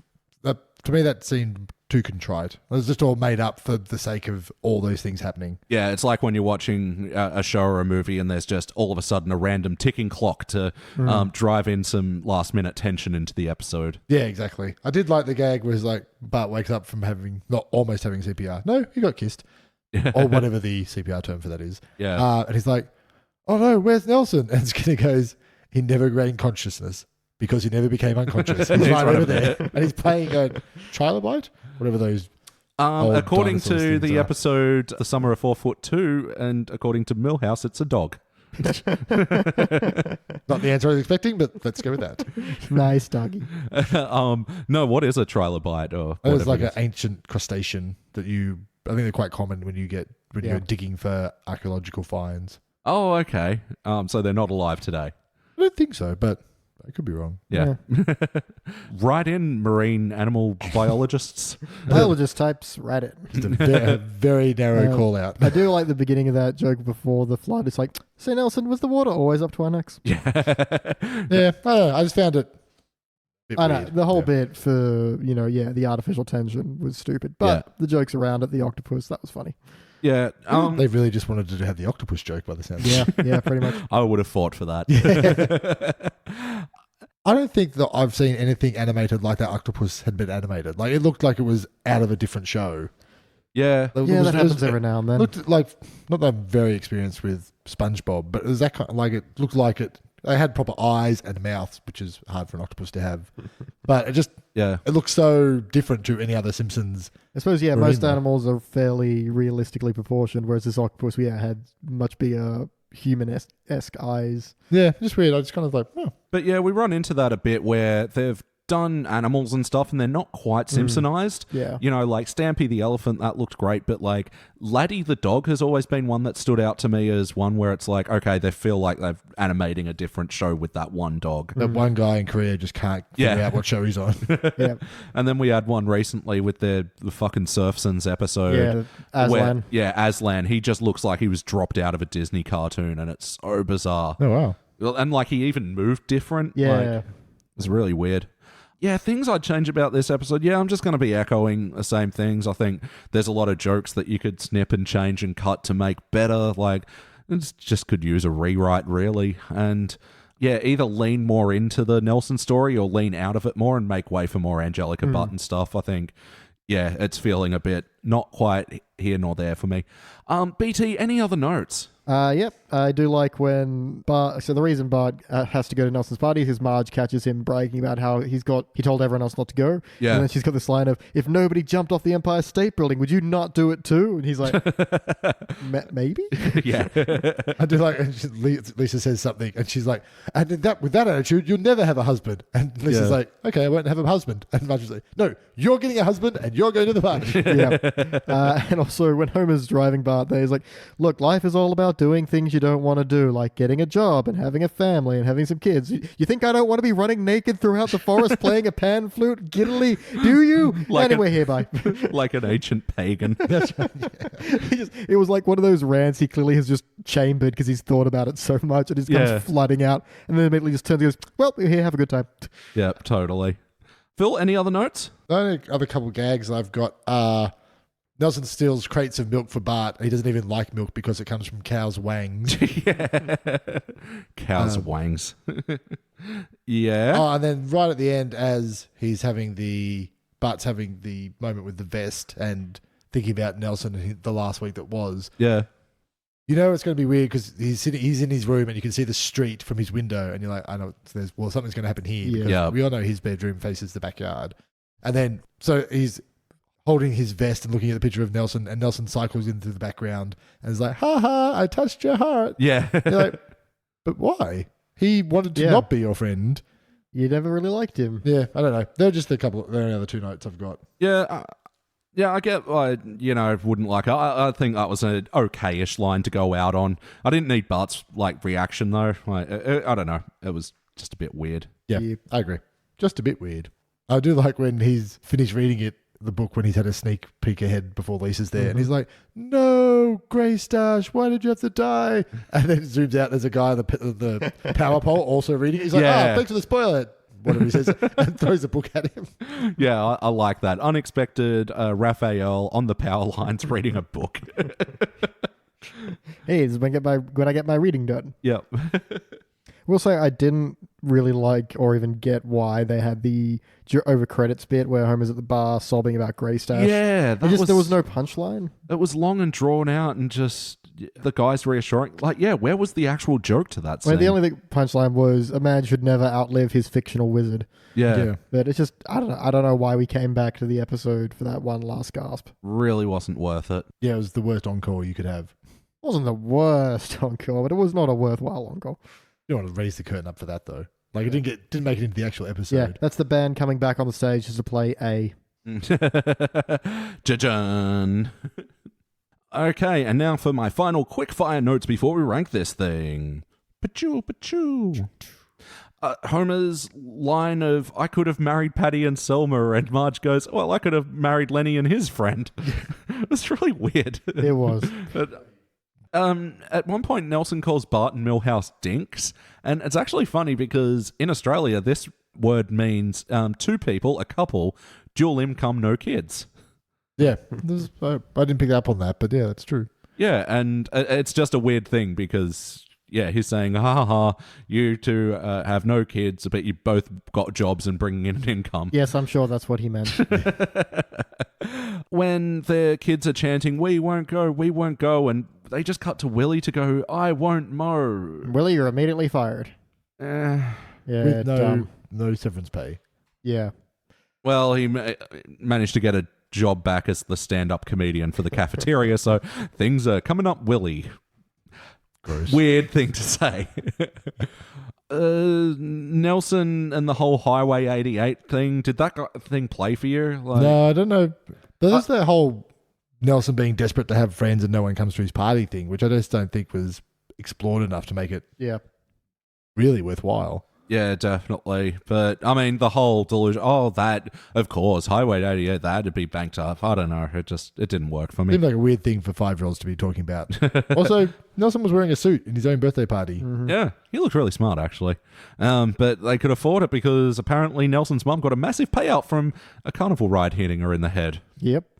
Yeah. I do like Homer had a moment of, Yeah. I like that was the punchline and not, the immediate idiocy bit was like, a carnival ride hit me ahead. Yeah. No, she just sort of said the sentence. Her eye was a bit wonky, so it was, not overdoing it, but yeah.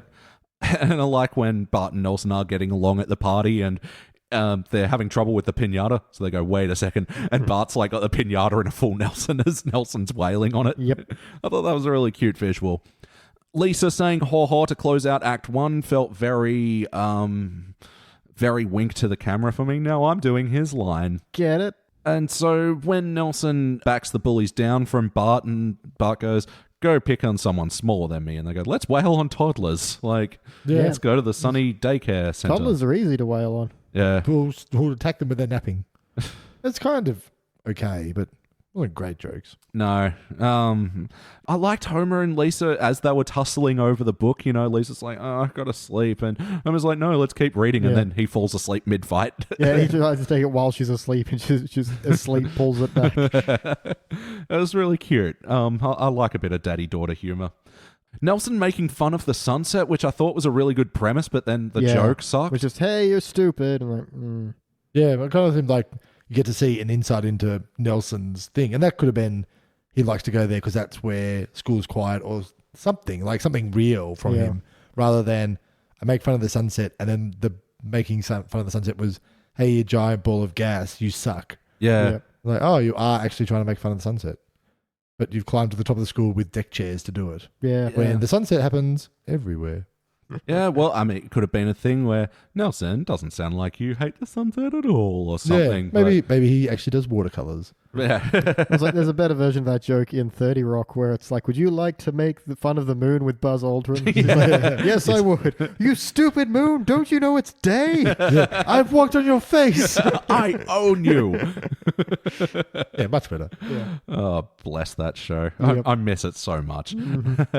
We got another insight into Janie's mum, where, you know, they didn't mention her promiscuousness in this episode, but they did mention she makes a pretty damn good mac and cheese. Yeah, we are assembling things we know about Janie's mom. Yeah, because like 3-4 episodes, they implied that she's pretty loose. And now she's a great cook. Yeah. Sounds like she's a catch. Yeah, Totally. Janie's dad should be so lucky. It was weird that Apu said to Bart, oh, come on, throw the dork a bone. It's like, you didn't need to be here, Apu. What are you doing in this He also episode? produced kites from behind a dumpster. That he did. Like, they just appeared. So in terms of things appearing, at least Apu was supposed to be outside in the Quickie Mart. I like when Bart and Nelson have their fight and Nelson walks inside and goes to close the curtains and just the rings pull over.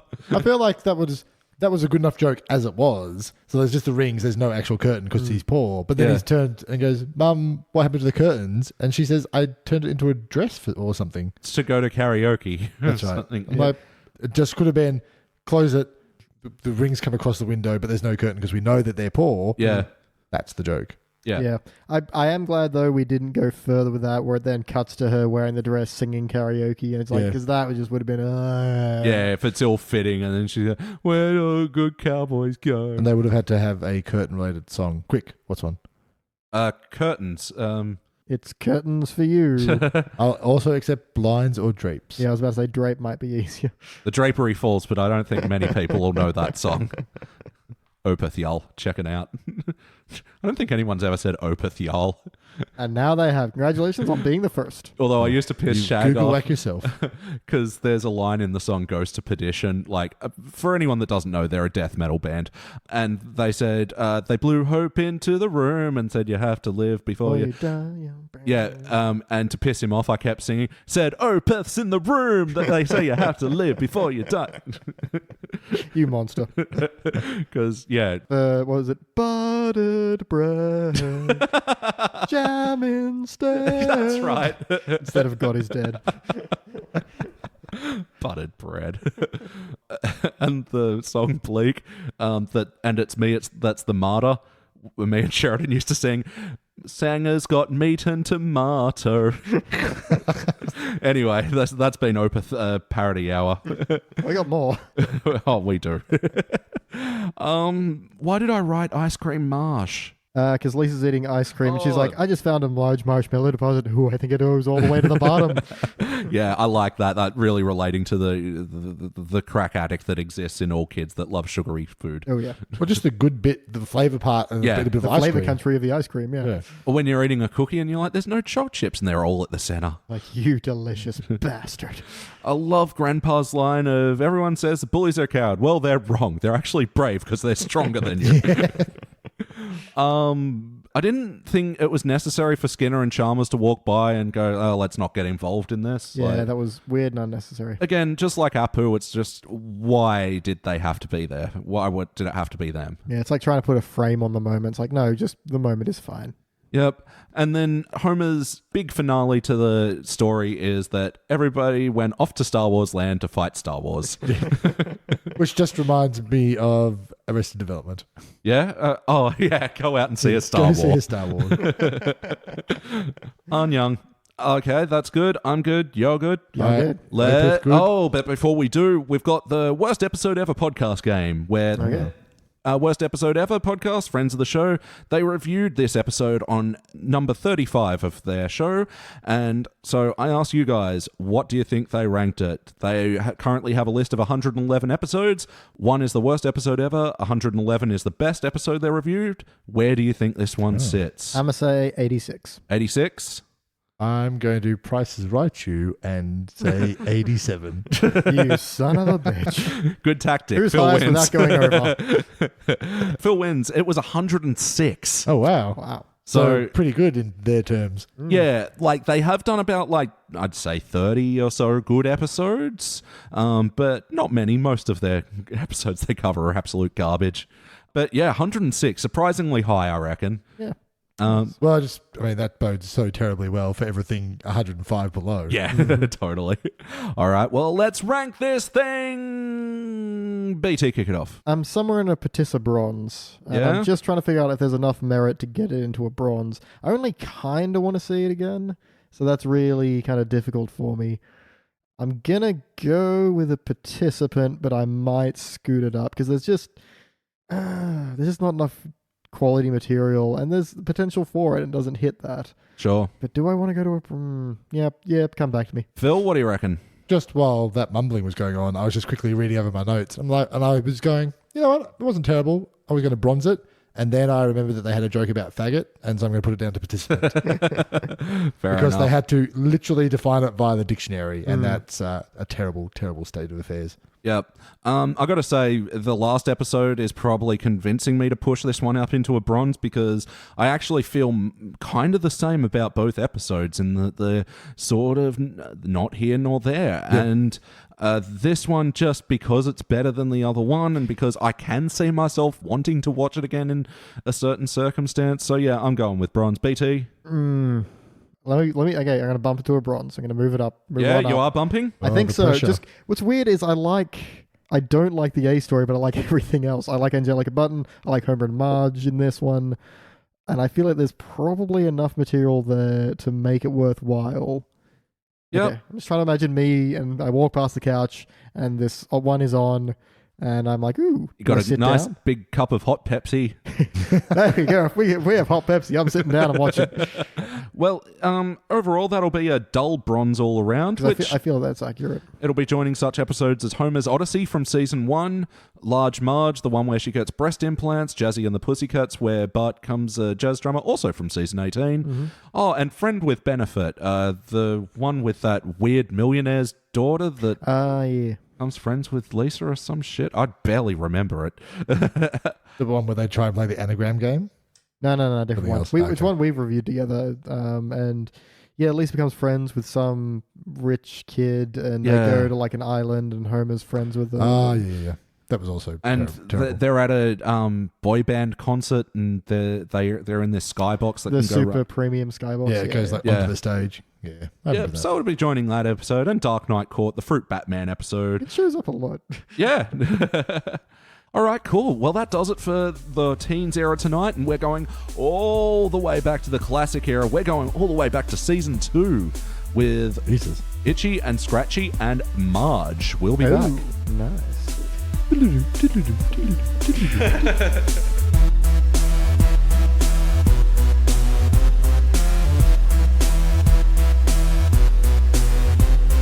And we are back, and we just watched our classic episode for the evening, which was Season 2, Episode 9, Itchy and Scratchy and Marge. This was first released in December of 1990, and it was written by John Swartzwelder. Hey, Schwartzy.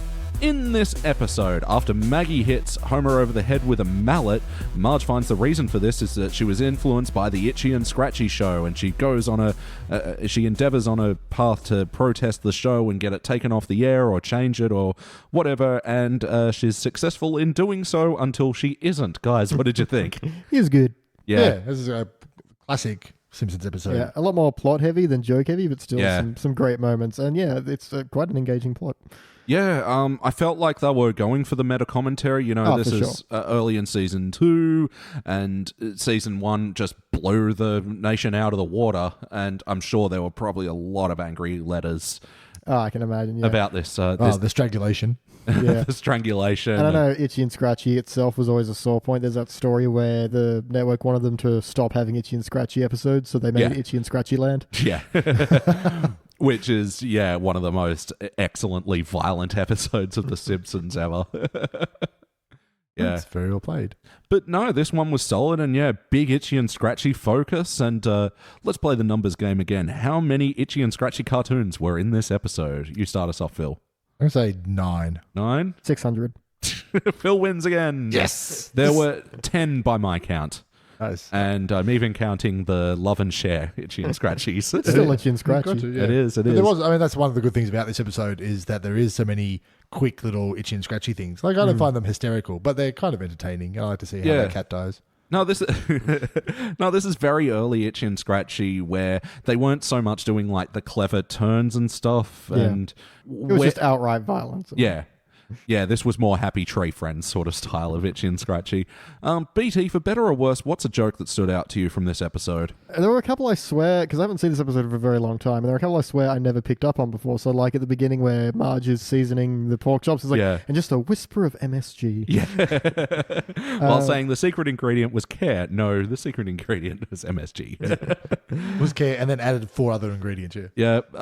Phil, what's a joke that stood out to you from this episode, for better or worse? Again, one that I don't think I've ever seen before is when Homer's downstairs about to make his spice rack, and he's got the woodworker's handy tool volumes. The first one, volume 1, spice rack.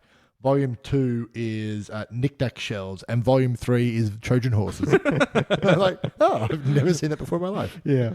That's awesome. Yeah, that whole sequence with Homer building the spice rack and his overconfidence in his handyman abilities. It's like he finishes it and looks at it and is like, wow. He's pretty impressive. I've nailed it. Also, I don't know if it's maybe just harks back to my reminiscing of how much these episodes were good when I was watching them when I was, however old I was in 1990. Yeah.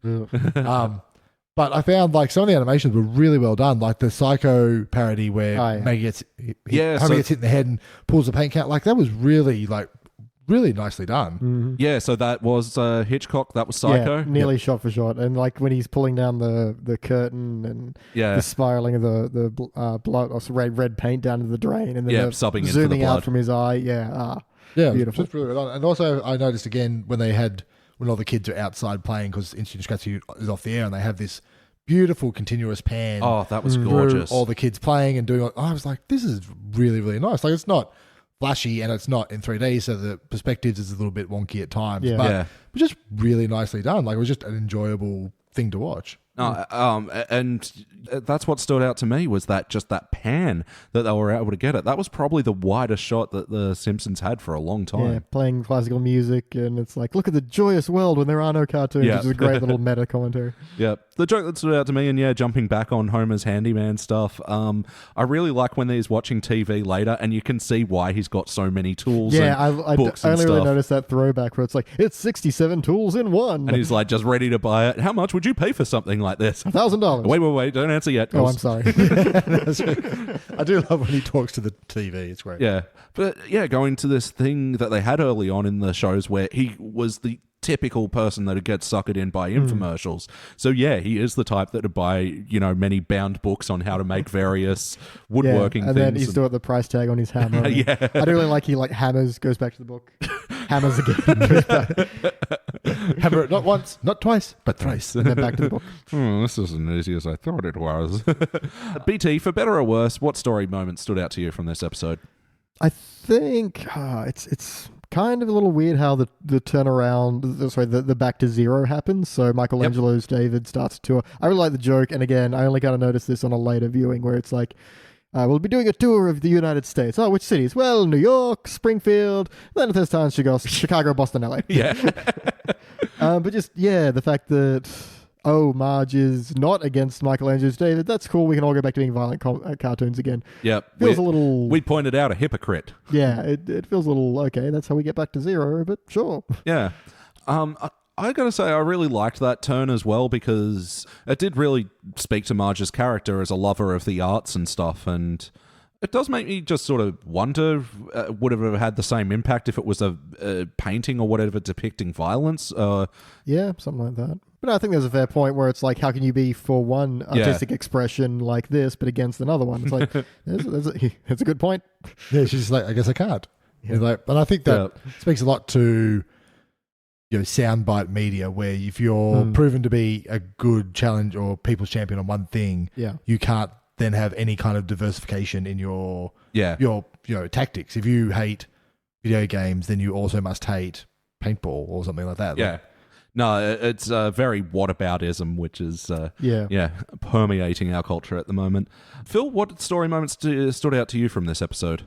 I don't know, I think I did really enjoy the kids playing outdoors. It wasn't really a story, but it was just a nice storytelling. Yeah, just a nice part of like, kind of go, that's what my childhood used to be like sometimes if I had a treehouse with a pirate sword. But really done. I liked it how they were sort of mixing in a few old world activities, whitewashing the fence. Yeah, and the maypole. I did see that. What? The maypole, where they just they dance around frolicking around. Oh, right. I thought you were talking about the hoop and the stick. What's that called? Hoop and stick. Oh, how quaint. Yeah, well, they didn't have time to name things back in the day. They were busy playing. Yeah, but you only had a little while before you died of the plague, so you had to get on with your playing. And knowing Schwartzwelder's love of Americana, the fact that whitewashing the fence, Huckleberry Finn style. Yeah, I think he was wearing like the same hat that's like... like the overalls with one over... One strap under. Different parts of overall. I don't know. Yeah, but that shot looked beautiful, and it was a good turning point in the story that, if cartoons are just people getting along, then they're not really engaging. So, of course, you look out, and then, when Janie opens the door and it's all bright and, the music swells up, it's beautiful. Conflict is the essence of drama. Story must be a circle. Yeah, the story moment that stood out to me, I've got to say, the smart line scenes tying in Marge and her exposure in the public eye, and I really liked a small detail in the first smart line scene where Roger Moore starts talking over her. Yeah. And saying, it doesn't matter, it's not, there's no problem with it. And, he was addressing me, Yeah. But yeah, just that smart line bit, I really like Kent Brockman and Russell Myers back and forth. Yeah. With, I did some research. I found there was violence before cartoons. Like, really? I do like how... the Crusades. How Kent Brockman went, and this was before cartoons were invented, you say? Wow. Fascinating. I know. Shocking revelation. Like, there's some really good, clever...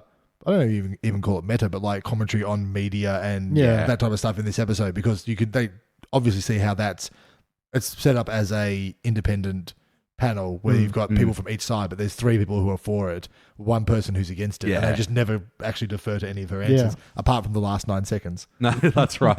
In the 9 seconds, even stretching that out to take up more time. And it was funny. And Krusty that he couldn't turn off in this moment. That was pretty funny, yeah. Just when the camera gets on me. Hey! Yeah. And I like this idea that, behind the scenes, Krusty's, downtrodden, just over it, doesn't care about kids. But then when the camera's on, he's just got this impulse to be entertaining. Like, this is the only thing he knows. And he has cream pies just ready to go. And he always has a horn. I mean, if entertaining kids is your stock and trade and you're a clown, I assume cream pies are never far away. Yeah. Elliot? Yeah. Oh, hey. And in this scene as well, it's from 27 years ago, but you can still relate it back to nowadays. This is a news panel show with the objective opinions, and you still have that. And, it's not letters anymore. It's angry comments on Facebook pages. And that's when people air their grievances and tell you, I won't break if I see you crossing the street. Yeah, and it was interesting to see that, like, this was obviously before smartphones and the internet was a big thing. So it's like, it kind of felt like that was missing. So, it didn't exist. Yeah. But you're right. Now that just happens in other ways. But I do love that I won't break if I see you crossing the street. Like, I remember that from maybe the first time I've ever seen it. Yeah. It's just like, oh, wow, that's cool. Yeah. Oh, come on, that hurts. There is I can't remember which show it is, but it's some kind of news show where they were talking about Mass Effect and its controversial sexual content. Oh, yeah. And so they literally had, like, an expert who, was a psychologist and someone else, and then, like, a games media journalist who was the only one who had actually played it. Yeah. And they're all just talking about how sickening and disgusting and how bad it is for the children, just completely shouting over this one guy who's like, no, but if you actually play the content, you'll realize it's, there's worse things on regular television. It's actually, like, no, we're here about the facts here, not your opinions. And it's like, yeah, it's a weird backlash on that as well. No, absolutely. And like, so these days, like, it wouldn't be a few truckfuls of letters coming in, you'd just sort of see a static shot of 53,000 comments. Yeah, exactly. All angry emojis. Yeah. And some poop emojis. Just imagine how many trees we've saved. Oh, exactly. Go us in the future. We're doing everything right. Literally everything. So, play count. How many times before tonight have you seen this episode? 9. T. And yourself? 600. It's a good number. I've seen this a lot. I wouldn't say I've seen this heaps because back in the day, when Simpsons was syndicated on Channel 10, 6 p.m., I sort of overdone it on seasons 1 to 4 because of that. And because even as a kid growing up with the new episodes, those are the ones that'd still be in rotation. So... Yeah, I do remember that they'd be watching Simpsons in not peak rating periods and be like, Simpsons is on. And you'd be, fucking the first season. And so... Again. Yeah, season 1 and 2, I've definitely seen them tens, if not 12s of times. Yeah, no, definitely. And I remember growing up, there was this thing where me and Mum just sort of seemed to be cursed with the Flaming Moe's episode, which is an astoundingly excellent episode, but, it stops being funny on the 40th time you that don't week. want it every single time. Yeah. But yeah, you ever get that when like a song just follows you on the radio and things like that? Yeah, hey, we had, damn it, what was it? You said it earlier, and it's been a phrase that's been following... Down the corner? Nah, out in the street. No. We was literally on yesterday's podcast, we stopped and mentioned about how many times we'd heard it. The single ladies? Phil literally said it in the first segment. I can't remember what it is now. It was good. Wheelhouse. Oh, yeah. Where the hell does that come from? Wheelhouse? Yeah. Is it like a term? Yeah, that's in my wheelhouse. Like, and Shag called me up on it because I said it, and I'm like, I have no idea. I believe it's a nautical term because the wheelhouse is where you steer a ship from because it has the big wheel in it. I was right. It is something to do with water wheels. No, a water wheel is like a mill that you put in a stream that turns a big stone. A wheelhouse is like the wheel of a ship that you use to steer a ship. Oh, in a little house. If you're a captain of a steamboat and you're at the top of the steamboat, I believe that's the wheelhouse. Okay. And so if it's in your wheelhouse, it's a thing that's in your imminent domain of control. Right. Also, I've made all that up on purpose. Just predisposing. It all makes sense, but it may not be actually. It may or may not be true. I feel like we'll look it up. It's like within your wheelhouse is actually a term for horse riding. What? Be like in the production of pineapples. Like, damn it. Are there any other moments that sort of flew over your head from back in the day? We had the MSG one, and I saw some great signs in this that I've never seen before. So when Marge is making the family protest, it's in Scratchy, and they're just the only ones out the front. Maggie has a sign that says, "Stop me before I kill my father again." Again. And then there's also another one when it gets a little bit bigger. There's some random woman holding a sign, and it says, "Cancel David," when they're protesting David. But cancel is spelt with a K, like cancel Krusty. Oh. I was like, that's weird. Yep. Yeah. There was a moment during that protest where I was like, why is Mo there? He doesn't have kids. Yeah, that was weird. And then you see his sign is "Bring Back Wagon Train," which I don't know what, I'm assuming it was an old show. Yeah, I had the same thing. Like, why is Mo then? And I made a note of it. And I'm like, okay, no, he's there protesting. He just wants a show back. Yeah. And they can make space for it if they get rid of cartoons. Yeah. I do think one part I never quite picked up on before is when, like, okay, how do we deal with this Marge Simpson problem? Drop an anvil on her, stuff it full of dynamite and throw a match and run. And it's like, hit her on the head with your piano. but it closes with him going, this is the best ideas you got with all your fancy degrees. You people make me sick. And they're like, yeah, that's right. That is correct. They're like, fancy degrees will give you the ideas for hitting people on the head with Yep. And I don't know how old I had to be before I understood where he's like, so in closing, and then it cuts to Marge, and the horse I rode in on. Yeah. Oh, that was great. It's just her anger. You can tell that he just wrote something horrible. He probably just said, fuck off. Yeah. Well, sorry, fuck you and the horse you rode in on. Yeah. Possibly it was screw, but it was probably fuck off. I do like there's a bit where Lisa's arguing against Marge about not watching cartoons, and she says, but if we don't watch cartoons, we'll grow up as lifeless, boring robots. And Bart's like, really? What kind of robots? I love it. Yeah, Bart's ADD kicking in again. Any impactful moments from this show? I know I can't say the word lemonade without going lemonade. I think not so much quotable moments is the cultural impact of this, but it's more the idea of it. I mean, I had to have many discussions with my mum about violence in video games. Yeah. You know, and how it was actually fine. Yeah. God, Mum, jeez. None of us became convicted killers.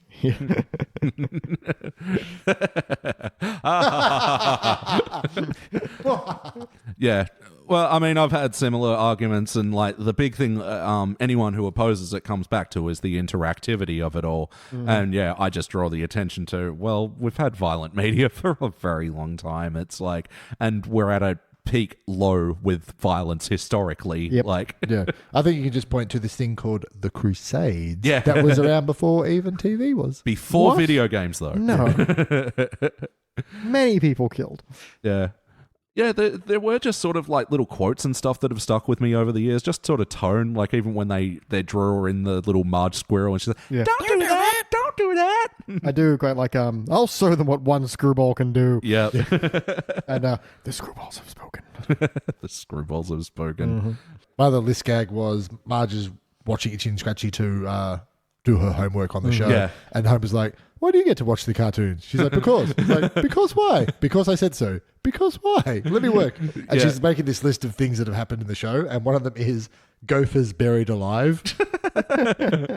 Yeah, I think that's a really excellent still to have a look at there. But yeah, I love Homer, becoming the little whiny kid in that moment. Yeah. Because he said so why. Yeah. But I also, actually, this is something I think is interesting. So when they're doing the storyboard for the episode and they call up Marge about how to end it, it's one where Scratchy actually kills Itchy. Yeah. That which never happens except for that one time. That we never got to see either. Yeah. Always threw me off, that one as well. Yeah, I wonder if that was like an intentional, this is going to be your like... thing's doing a thing. Technical error, please stand by, and we'll resume the show soon. But just in case you haven't yet, check out our Facebook and Twitter pages, and also Day Plus One on YouTube. So overall, did this feel like an episode of The Simpsons? Yes, it did, Kent. Yes. I think you have to categorically, yes. I mean, it's basically the foundation that makes episodes of The Simpsons feel like episodes of The Simpsons. Definitely.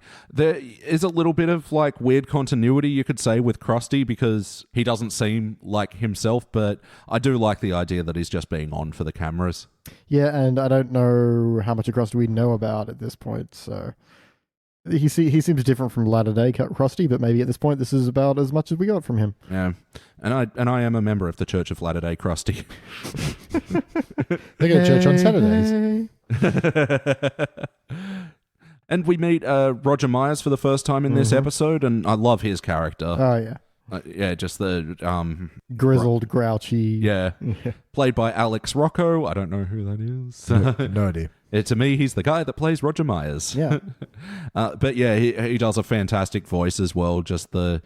Man, must be so glorious working in the business of show, but no, that's what it does to you. Yeah, I like how his response is immediately just, it's been our research that one screwball can't make a difference, so Yeah. He has his stocky prepared message. Yeah. Here enclosed is a photo of your favorite cat and mouse team. And yeah, integrity-wise, everything's going good in this episode. And Yeah, absolutely. Marge is probably like, the right amount of Marge flipping out.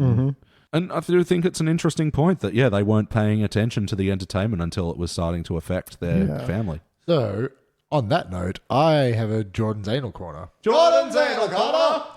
Which is, well done, guys. Thank you. So, the episode that Maggie watches of Itchy and Scratchy before she hits Homer on the head with a mallet is Itchy and Scratchy playing football, where he throws a bomb to whichever one the cat is, and it explodes, and then he gets tackled. There's no mallets anywhere, so it was absolutely not influenced by the show that you just saw. The spirit of the show, I suppose. But I noticed that as well. But it was very specific mallet-y. Yeah, but you think it would be a mallet episode before. And then immediately it was mallet episode afterwards. So that's interesting. I'm just like, oh, okay. Yes. There we go. How about the wackiness of this episode? There weren't the wacky moments were in the cartoons. Yeah, there was. And you could say Maggie having the dexterity to wield a mallet, sneak up on Homer. And make a glass of lemonade. Yeah. Rather quickly, too. Although we see her ability with firearms when she's got the suction cup gun and just hits Homer straight in the eye, the photo. Oh, that's which true. Which comes in later for Who Shot Mr. Burns. That's so true. Oh, that's a huge call forward. Yeah. But, oh, man, that psycho shot. I love the power shot on Maggie as well. Like, who'd be threatened by a baby? And but in that moment, she's got that cold dead look in her eyes, Marge. And I really like the line later when he's lying on the couch like, hello, I won't be in for the rest of the week. I told you, my baby beat me up. Oh, it is not the worst excuse I've ever come up with. Wise guy. I love that. How about the heart of this episode? Did you feel bumps? I felt Marge's concern for the well-being of her children. Yeah, she sort of went a bit more hysterical. Yeah, than on concern, but it was for the kids' sake, and there was viable evidence that this was. There's a bit where she goes, how many of you were hit on the head with mallets last week? Surprisingly a large amount. Yeah. Makes me wonder, after Bart the Genius aired, did like a bunch of kids blow themselves up with chemistry sets and things? I've heard, yes. Yeah. People yelling out at opera shows after this. This Simpsons family is uncouth. I feel like they just influence everything they touch on. Yeah. Automatically. This is how we do things now. Yeah. Did you guys see, because George H.W. Bush has been in trouble lately for pinching bottoms, and one of the Simpsons writers shared the story because George H.W. Bush had the famous line, "We want American families to be more like the Waltons and less like the Simpsons." Yep. And the Simpsons writer shared this, yeah, we're the bad guys. Yeah. Nice. Yes or no? For sure. Yes. Totally. What playlist are we going to put it in? Itchy and Scratchy, definitely. Maggie is a psychopath. Oh, yeah. Ones that I've seen too many times. Definitely. Roger Myers. Yep, Roger Myers. Russell Myers. What is that name again? Yeah, Roger Myers. Roger. Yeah. And that can be different from the Itchy and Scratchy ones, like you do the one where he gets bankrupted by Chester Lampwick and stuff. Yeah.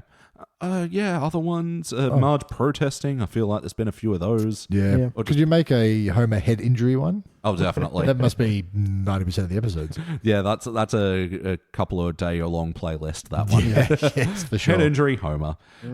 It was actually almost we were going to watch Bart the Daredevil, which is another very head injury Homer.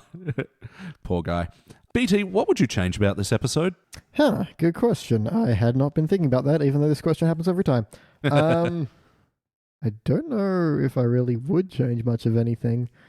Because even though I feel like everything going back to zero is very sudden, I feel like that's kind of the point as well. That the second you prove your Crusader having a single fault, all the good they've done is erased. Absolutely. So I don't think I would change it so there's a mallet episode of Itchy and Scratchy before Maggie uses a mallet. Yep. Phil, what would you change about this episode? Yeah, I don't think there's really that much. Like it could have some more gags in it, but I think for the era of Simpsons that was, I think it's the first time I would say it wasn't wall-to-wall gags, but it was wall-to-wall story. Like there was always that every scene pushed the story forward one way or the other. Yeah, there was no filler. Yeah, and so there was nothing. There's no flashback just for like a laugh or anything. It's not like you were bored with this story at any point, and it had enough facets from enough points of view that it almost felt like there was a B story anyhow. So yeah, I think to your point, it was engaging the whole time, and that's important with a comedy show that's sort of a bit light on the laughs. Definitely, I got to agree there is sort of a bit of clunkiness when David does get introduced to the story. It sort of feels like the episode pivots, but again, I don't even know where to begin changing that. It's still a pretty excellently rolled out episode. I do like how they bring the David factor into it rather than showing it arriving first and then people getting upset. It's a external element that literally comes and wakes them up. And there's like, here's this thing that you must be on side with because you've also just done this famous thing. So it's not like she's even looking for it specifically or being asked for it. It's like people have come and demanded. Yeah, you're the Marge Simpson, you know. You get shit done. Yeah. Let's do it again. So I can't, I don't think it's bad at all.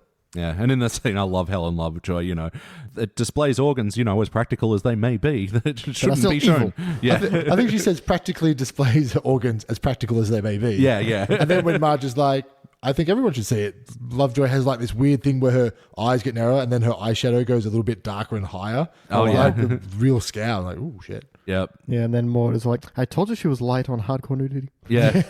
Softcore. Sorry, which made me think, was that a pun?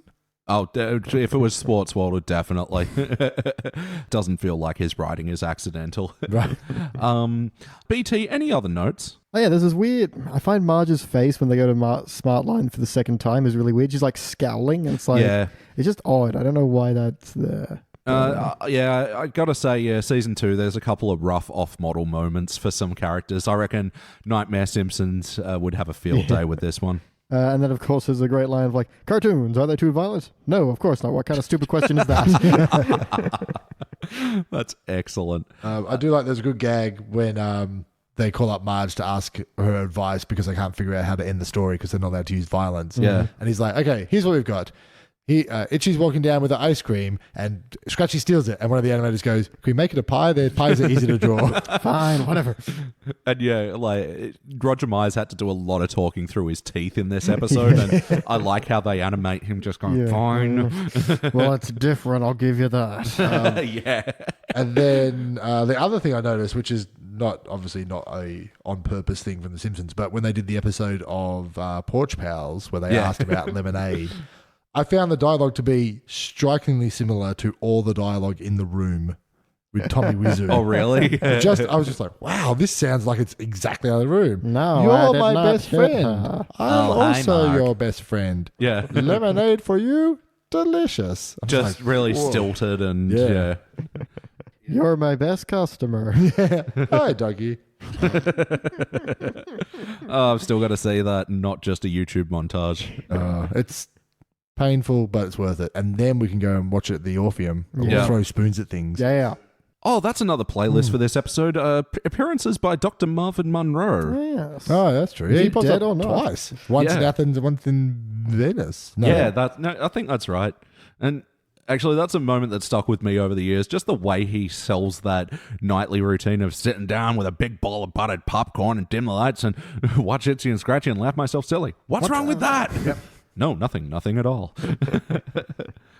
Yeah, it was good to see him in this one. And I like that they had like a TV doctor sort of perspective. I like that he didn't stop being on holiday to appear and to give his professional opinion. Yeah. And I like when he's giving his list of credentials and none of it includes media or violence or children's psychology.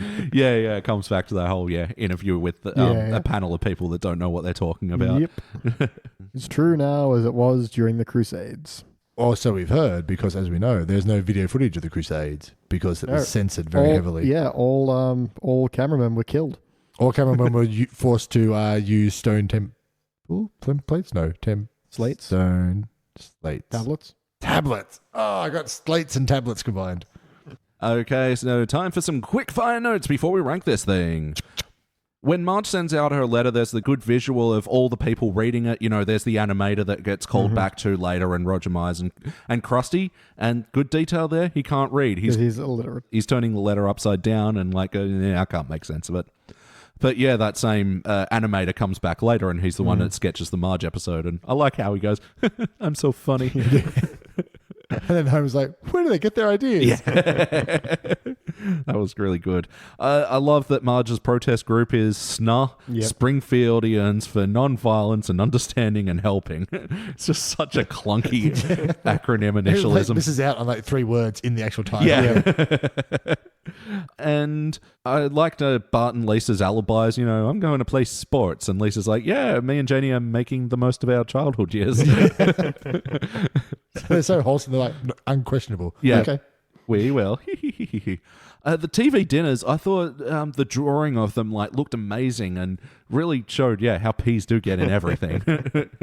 Yep. Because it's something that I've just been noticing with The Simpsons, how does their food look that they're eating? And, in the later seasons, they do make sure Lisa's eating a different meal to the rest of the family because she's vegetarian. Right. Yeah, and back in these days, they used to just look like sloppy drawings, and the fact that the TV dinners are sloppy meals, and they made them look really close to real life. Yeah, I thought that was just a really good addition. There's peas in my peach cobbler. There's peas everywhere. And during this scene, though, I thought it was weird how bratty Bart was being. I think they were just going for a real moment with Bart being a kid and being a brat. I'll just go watch cartoons, but I don't know. It sort of didn't work for you. Yeah, I guess it annoyed me, which is sort of, if that's what they were going for, it's successful then. Mm-hmm. He was kind of less bratty than in much later seasons. He wasn't even really protesting. He was just trying to positively change their opinion by just going, all right then, I'm off to watch cartoons. No, you're not. Damn it. Yeah. All right, well now I'm finished. I'm off to watch some It's in Scratchy. No, you're not. Damn it. But yeah, he was so clever about it before, saying he's going to go play sports. Why didn't he just Can't play sports in your own living room. That's true. Also, it's dinner time. I like how Krusty brings out a corporal punishment. Yeah, who does occasionally show up in the background of some of the other episodes. So I like that they've had him as a character, and I think this is the only time he gets called to by name. Yeah, totally. It's just normally in the background with the all the other crazy cast. And I just like that he brings about because the audience isn't behaving. And this is before he knows that they're not children. So he's just like, all right, his corporal punishment is a giant dude with a gun, I presume, to do violence upon you. Stand down, kids. This is not a negotiation. I do like in this scene, though, the audience is sort of mostly adults, but there are some children who have clearly been dragged there by their parents, and they're looking up and all really concerned. It's just a really interesting choice that, you wouldn't look at this background, really. But, all the adults are angry and raving, and the kids are just looking up at them sad. Yeah, it was a good addition. And quickfire. Yeah, during the make it a pie scene where they're consulting Marge, I actually really liked the backgrounds there as well, with all the storyboard and that they were all the basic drawings of Itchy and Scratchy and stuff. Yeah, that was very cool. I did notice that. Just a nice addition. This is a joke I had to ask my parents about in the day. Mum, Dad, what's a grackle? And apparently it's just a super common bird. So right. It'd be the joke would land the same as, we went bird watching. We saw a pigeon. Right. Even later, there's that one where they have the bird watching group in the Bart's Lizards like, my God, a pigeon. Now I've seen them all. That's the last one. So long, suckers.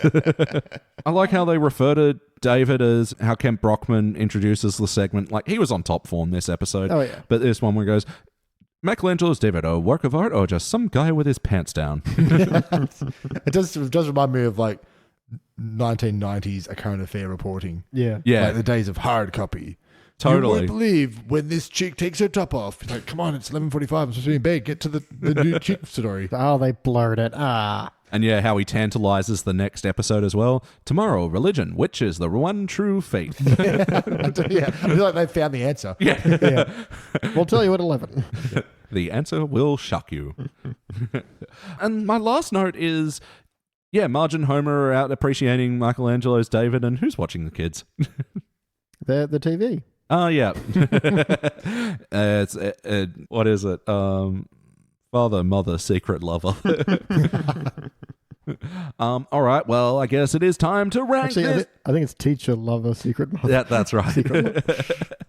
All right. Well, it is time to rank this thing. Kick it off. Wait. Kick it off. Kick it off, Phil. It's like a 50-50 shot. You had to check 3 times. I'm tempted to give this a gold just because of its being one of the founding fathers of The Simpsons. But sure. I feel like maybe it's not gold worthy, maybe it's a silver. But I'm going to go with my gut feeling and give it a gold. Yeah, always follow the guts. All right. I have to put it in front of me. All right, and I will go next, and I am going to agree with you. I think there's actually a lot of arguments that you could make to give this one a cubic. I just think overall it's not as joke heavy, and there's a lot of good meta commentary, but ultimately I don't think it's essential, but I do think it is excellent viewing. BT, round us off. Yes, we're unanimous on this one. I'm also on a gold. It's not as, doesn't make a cubic because it's maybe not as iconic or as hilarious or as quotable, and it also doesn't dip to a silver because even though it is a little joke light, I think the story is just really good and really engaging. We were all, at no point was I bored during this, even though I've seen it before. Definitely. Yeah, it's just, good story, well told. So, yeah, for that, it's a gold. Well, there we go. Right. Nice rhyme, Dr. Seuss. I did. I didn't even notice. You were a poet and you were not at all aware. No. All right, well, this will be an overall gold all up. It'll actually be joining other Season 2 episodes, Dancing Homer and Principal Charming, all unanimous golds. Deep Space Homer, which we reviewed. Yep. Oh, amazing. Where Homer goes to space. Duh. Separate Vocations, that was us as well, wasn't it? Yeah, I think so. Bart and Lisa, and Lisa starts rebelling. Wizard of Evergreen Terrace, the Tom... Fuck, what's the inventor's name? Tom Edison. Yeah, that guy. Yep. Hey, I'm not meant to remember his name. Apparently he's a dick. Lisa the Tree Hugger from Season 12, Bart's Girlfriend, Bart on the Road, Bart's Inner Child, Bart's Friend Falls in Love, and Bart the Lover. All right, a lot of Bart. Very Bart heavy towards the end. Totally, and now they've got a Marge in there. Baby That's got nice. Bart. All right, guys. Well, I think that does it for episode 65 of the Simpsons Index. Yeah. Hooray. Thank you for having us here tonight, Phil. Absolute pleasure. I haven't got a name for this place yet, but I'm thinking of calling it the Bouncy Castle of Anxiety. I love it. And thank you for being here, BT. Thank you for being a friend. Damn it, he got me. And I've been your host, Elliot Jay O'Neill. That's all the mustard in the house. Thank you for checking out the Simpsons Index podcast. Don't forget to go to www.thesimpsonsindex.com for the spreadsheet and information about upcoming episodes.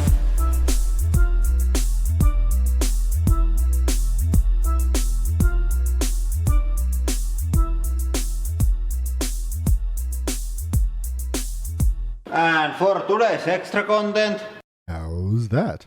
How's that?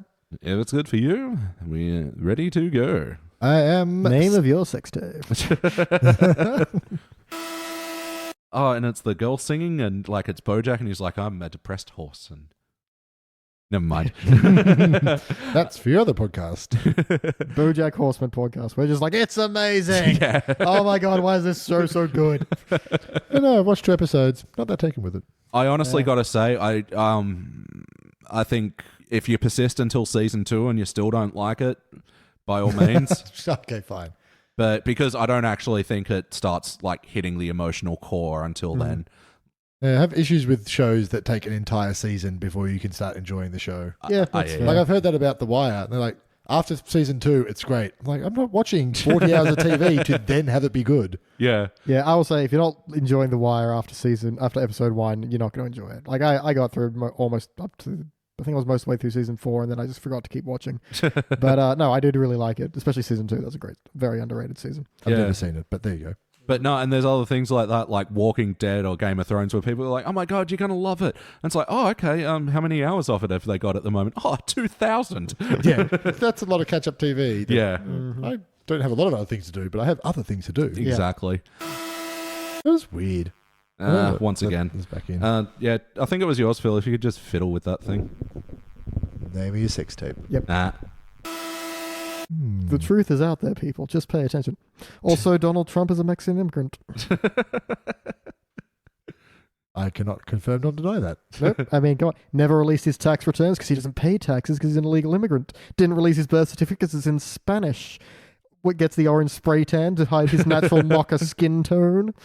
Just got to go up to him and go, hey, Trump, ¿cómo estás? Oh, yeah. And the biggest, most damning evidence of all, his middle initial J. But what does it stand for? Could it be Jose? Juan, Julio. Jalapeno. Again, Donald evidence. Jalapeno Trump. Yep. That's why his hair's that colour. Oh, his hair's that color because he keeps bleaching it from its natural black. Ooh. I feel like you thought about this either just enough or way too much. When you find the truth, it just unravels. Yeah. like a poorly made jumper. And Disaster Artist, because, oh shit, I just pulled out my Bookmark. Thank God you said bookmark. That's that's what I get for fiddling with it. Name your sex tape. Boom. And before we... Ooh, sorry. No, you're right. Hodor. I want to do a cover of Hold the Line by Toto. You know, Hold the Line, but with Hodor.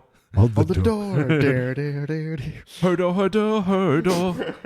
Oh, door. I feel like that's something they would do very well on YouTube for a very small period of time. Yeah.